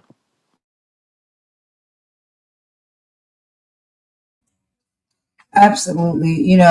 So many great things was talked about on this live here today, that we came to share, from us sitting down and listening to a lot of the wisdom from Whoopi Goldberg, also the experiences of, Roy Wood Jr. But we're going to go ahead and wrap this up, y'all, because I know it's late here for me. So I know it's later for Imani and maybe some of the rest of you out there. So let's go ahead and wrap this up. But basically, what I just wanted to leave with y'all is that, while Whoopi Goldberg and Roy Wood Jr. walk different paths and belong to different generations, their stories converge on a deeply human truth. True peace and freedom are built from the inside out. Whoopi teaches us that radical acts of radical self ownership. Her message is very powerful, reminding us that taking control of your financial destiny, honoring your personal boundaries, and refusing to shape your life to fit society's narrow expectations isn't selfish. It's actually self preservation. She shows us what it looks like to stand tall in your truth, hold your head high, and protect your peace without apologizing the room that you take up. Now, Roy meets us with, and in the quiet, fragile spaces of the heart, his journey reminds us that strength isn't about hiding our wounds or pretending pain isn't real. We will get into more of that. I think we probably will do a part two on this, y'all, because these are some excellent conversations. It's about having the courage to cry in the car, process the grief, and turn our broken pieces into foundation for the next generation. And he didn't necessarily, or we didn't necessarily get to that point of the live when he spoke about that. But a lot of the other things that he did speak about also, correlate within those messages as well. He shows us that healing is work, but on the other side of that, work is grounded, unshakable joy that no industry or trial can take away from you. When we bring their voices together, you get a beautiful blueprint for living on purpose driven life. Whoopi gives us the strength to guard our future and stands firm in our worth, while Roy gives us the grace to heal from our past and love fully in the present. No matter what season of life you are walking through right now, whether you are fighting for your independence, rebuilding after a loss, or trying to break a cycle for your family, you know that your story isn't older. So keep standing in your truth. Give yourself permission to feel and heal. And remember that your pain is only a chapter, it's not your whole book. You have to protect, and you have the power to protect your peace and write your own narrative and build legacy grounded in absolute love and authenticity. So thank you guys so much for joining us on this live. We both are getting a little bit tired. So child, we're gonna go ahead and wrap it up and end it. We appreciate y'all spending your time with us. You could have spent your time anywhere else, but you decided to come and share it with us today, and that is much appreciated. And we'll be back with more conversations and things that we report on the platform. We hope you all have a beautiful rest of your morning, afternoon, evening, or night, depending on whatever time zone you're in. We hope it's a great rest of the Friday for you. And we will talk to y'all tomorrow on the next live. Y'all know, per usual, I'm going to go ahead and end this out with a few bops. And we'll be back to talk to y'all tomorrow.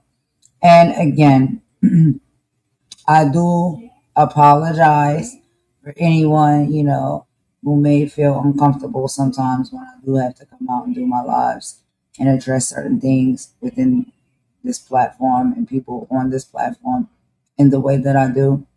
I don't desire to do so, but sometimes it's necessary because, it's just how I am, y'all. So, if you understand, if you know, then if you get it, you get it. But outside of that, we much rather do content like this and have great conversations and kick it, with you guys and learn more about you and learn more about each other and talk about some real serious topics and things of that nature. Imani? Yeah, just one final thing I think we can learn. Yeah, past may shape you, but it doesn't have to define you. Keep creating, keep learning, keep telling stories, and keep investing in yourself. And thank you for joining us. Yeah, I'm very tired. You can probably hear it in my voice. Um, as usual, thanks for joining us. Love to all of you. We're way too blessed to be stressed, and just keep your head on a swivel. There's chaos out there. There's chaos out there. There is chaos out there. And we definitely got to keep our heads on the swivel, y'all. But y'all, when the chaos come our way, because of, some of the things that we've had to grow up with and live through, we're pretty much equipped to deal with that said chaos. But that's a whole nother conversation for another day. Anyway, y'all, everybody be blessed. Have a great rest of your Friday. The weekend is upon us. We'll be back tomorrow with some content, y'all. So if you want to come back and kick it with us, you know where we'll be at. Shout out to everyone who came into the chat to kick it and spend some time. Raina, thank you so much for coming in. And everybody else who was here earlier on as well. Thank y'all for joining. We really appreciate it. And even if you was listening from the bushes or you were just listening in the cut, while chilling and maybe doing some housework, we can feel your presence as well. So thank you so much for that. Y'all can like the video, y'all can share it, y'all can subscribe, whatever it is you feel moved to do.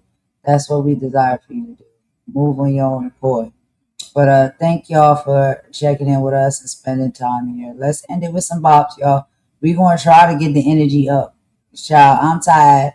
I know Imani is tired because it's a lot later there for her than what it is for me. But yeah, let's go ahead and rock it out to some tunes, y'all. We'll talk to y'all next time. Golden and Imani is out. Bye.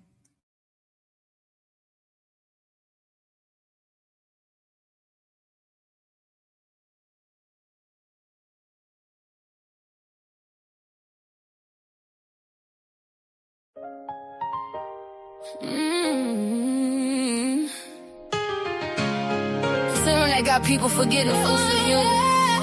That part. Every laugh ain't harmless. Every post ain't just jokes. Some people smiling online, crying in real life. Enough is enough. Enough is enough. Why you tearing people down for fun? Why? You don't know what they carry when the camera done. Broken souls throw stones, then hide they hands. Cowards in comment sections playing God again. Karma don't miss. And healing's still possible too. So either spread love or watch life humble you. Yeah. YouTube streets messy, everybody got a target. Creators throwing dirt like hate became a market. Mocking people daily, that spirit look haunted. Tell me who raised y'all, this behavior garbage. Laughing at depression, exposing folks' trauma. Then next shock when tragedy follow behind you. The evil energy, boomerang proper. Come on, pull up silent like a midnight robber. And honestly, do you watch my live? I talk truth, pain, growth, tears, real vibes. Not everybody built for the games online. Some folks want insult from losing their mind. That's fake, no cap. Y'all did the humiliation. Every live stream feel like public execution. Views over souls, cloud over humans. Then wonder why the whole world mentally ruined. Somebody mama crying at night. Somebody daughter hurt inside. Somebody praying not to give up. While bullets screenshot painful life. Shame on you, shame. You need healing too. Only damaged people wake up daily, trying to damage others too. Enough is enough. Why you tearing people down for fun? Tearing them down. You don't know what they fighting when the live stream done. Baby, no. Keyboard killers acting tough online. Whole time spiritually broken inside. Karma don't miss, no. Karma don't skip souls either. Every hateful seed gon' meet the reaper. So to the hurt and bully people, listen close. You matter more than these demons online. These chicks bitter, these dudes weird. Obsessed every day, like why you still here? Refreshing my page while pretending you don't care. Whole personality built off hate and fear. Talk slick online, real life timid. Broken inside, everybody can't feel it. Projecting they wounds while the comments all cheering. That ain't straight, baby, that sickness concealed. And I said what I said. Yeah, some of these creators need therapy bad. Not another live stream drag. Not another fake outrage cash grab scam. Y'all bully for a living, that's sad. Spirit look bankrupt, dusty and mad. And the people encouraging it just is trash. Laugh now, karma got a long memory pad. Lord, cover the wounded, cover the lonely heart, cover the lonely heart, cover the people crying silently in dark rooms. Teach us compassion again. Teach this world mercy again. Because words cut deep, so deep. And some people never recover. To everybody bullied online, you are not weak because you hurt. You are not crazy because you feel pain. And don't let these empty souls convince you your life got no value. The loudest bullies usually fighting demons they never healed from. That ain't an excuse, but it's the truth.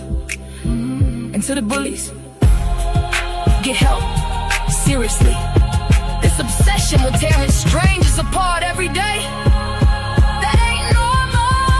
Enough is enough. We need love more than ever now. More than ever. Too many souls out here barely hanging on somehow. No more glorifying painful views. No more clowning her forever new. No more mob attacks for entertainment. That darkness got consequences too. Karma don't miss, and healing still possible too. So either spread love or watch life humble you.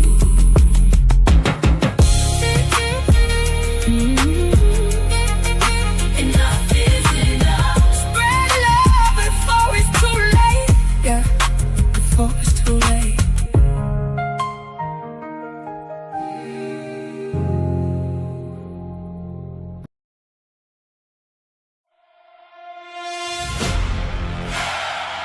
Yeah. Listen. Can you feel it? Something shifted. The air don't feel the same. Too many masks falling. Too many truths walking in the daylight. Justice being patient.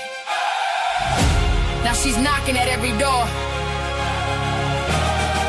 Let's go! It's over. It's over. Yeah. It's over. What's hidden always finds the sunlight. What's planted in darkness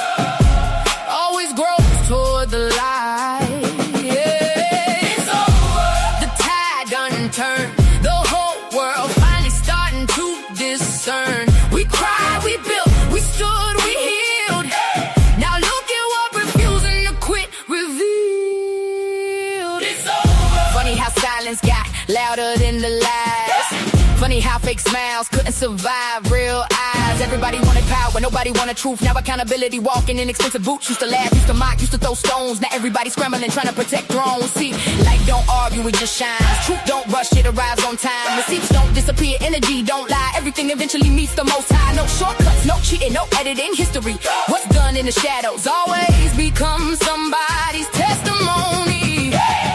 Can you feel that? The atmosphere changing, people protecting peace instead of entertaining. Healing replacing hate, purpose replacing fame. The culture waking up, nothing feeling the same. It's over, no more pretending. It's over, a new beginning. Too bright, can't dim that light. Justice showed up, now everything's sitting right. It's over, the season changed, the energy rearranged. One chapter closed, another one raised. It's over. From neighborhoods to timelines, from classrooms to front lines, people standing taller, speaking with intention, learning every platform carries real consequences. Less tearing people down, more lifting people up, less chasing empty cloud, more building real trust. Every grandmother praying, every father staying, every child dreaming, every voice saying enough hiding, enough dividing, enough pretending everything alright when people die. And the next generation watching every move we make, let's leave them something stronger than another fake debate. Hey, hey, hey, hey, hey, hey. Who we are? The truth. What we want. How we move. Forward. How we lead. Together. Boom. Justice. How we move. Forward. How we lead. Together. Boom. Ain't no victory lap, it's a healing march. Everybody carrying visible and invisible scars. Some lost family, some lost hope, some almost gave up, barely stayed afloat. But look now, the sun's still rising, the future looking brighter, the vision getting wider. Real ones never folded, never sold they souls. Stay 10 toes while the pressure made them gold. Now respect sounding louder than gossip. Character worth more than popularity. Integrity becoming the new luxury. That's the flame. No revenge. Just grow. No hate. Just hope. No bitterness. Just wisdom. No fear. Just vision. This the dawn of another chapter. Built stronger, built wiser, built together. It's over. Darkness couldn't hold us. It's over. The truth finally showed us who we are, who we can be. What happens when people choose unity? It's over. Fear don't own us. Love still growing. Justice still flowing. Keep your head high. Keep your light bright. The dawn of a new era starts tonight.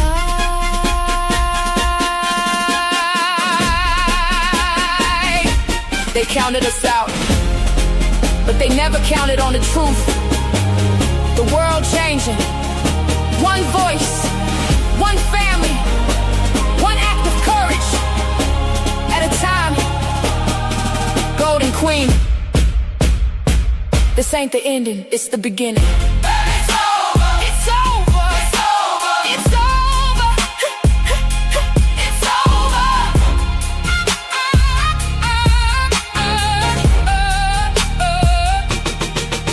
It's over.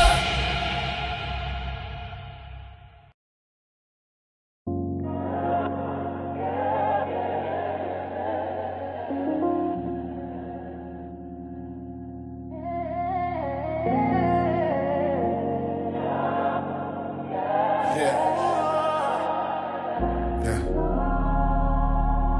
It's a collective thing, you know. Yeah. High freaks.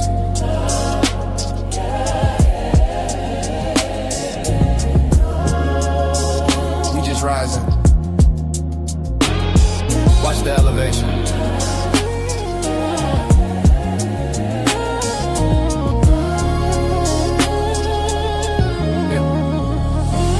To look for God in the clouds and my head down. Now I see the kingdom in the people, it's a spread now. Love is a currency, we don't need a gold crown. We lifting everybody up, we don't let us all drown. It's that eternal glow, yeah, that spiritual fastness. Turning all our trials into heavenly answers. We moving past the labels and the religious brackets. When love is the language, we don't need a tactic. Love is us, it's the way that we climb. Leaving all the heavy bitter pieces behind. It's in the sunshine, our soul intervention. Living in the higher, holy dimension.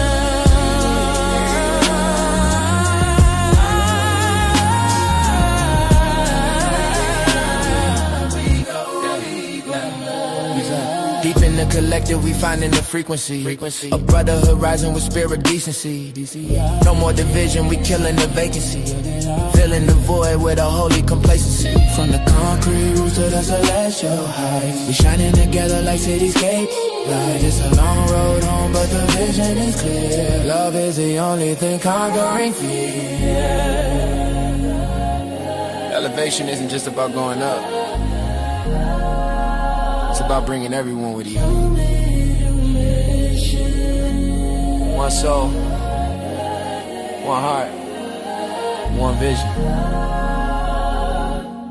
One vision, mission. Love is love. It's the way that we climb. Leaving all the heavy, bitter pieces behind. An ascension, a soul intervention. Living in a higher, holy dimension.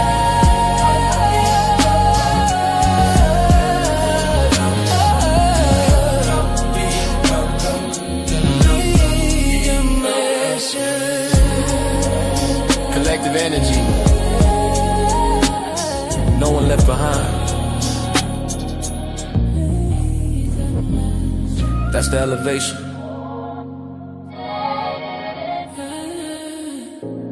Ascension.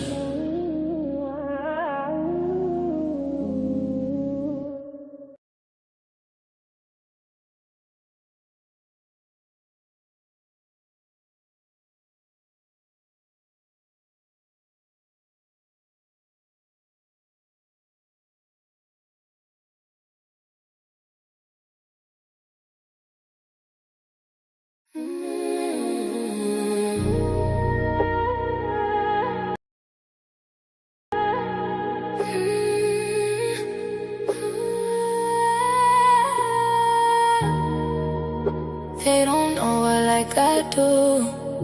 Nah. Golden.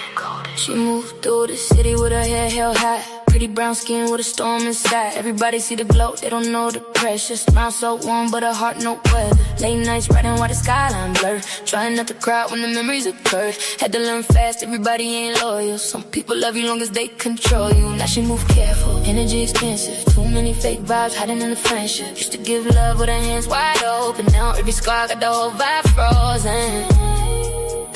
They don't know her like I. No, they don't know. She goes by golden, soft voice, deep soul, hope or glowing. She goes by golden. City lights dancing with her heart stay open. Long dark roads, but she still stay focused. Everybody watching, but they don't really know her.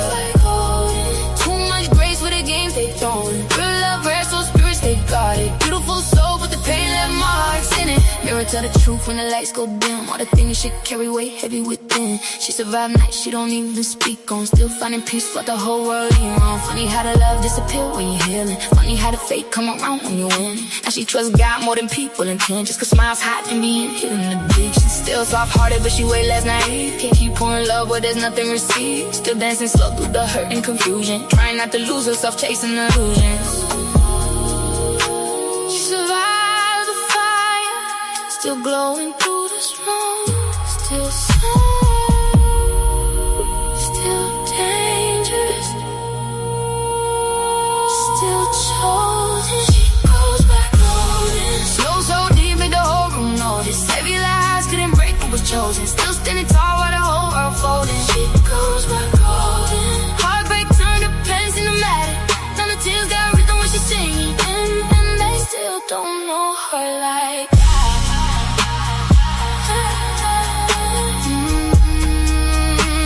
They still don't know her like that.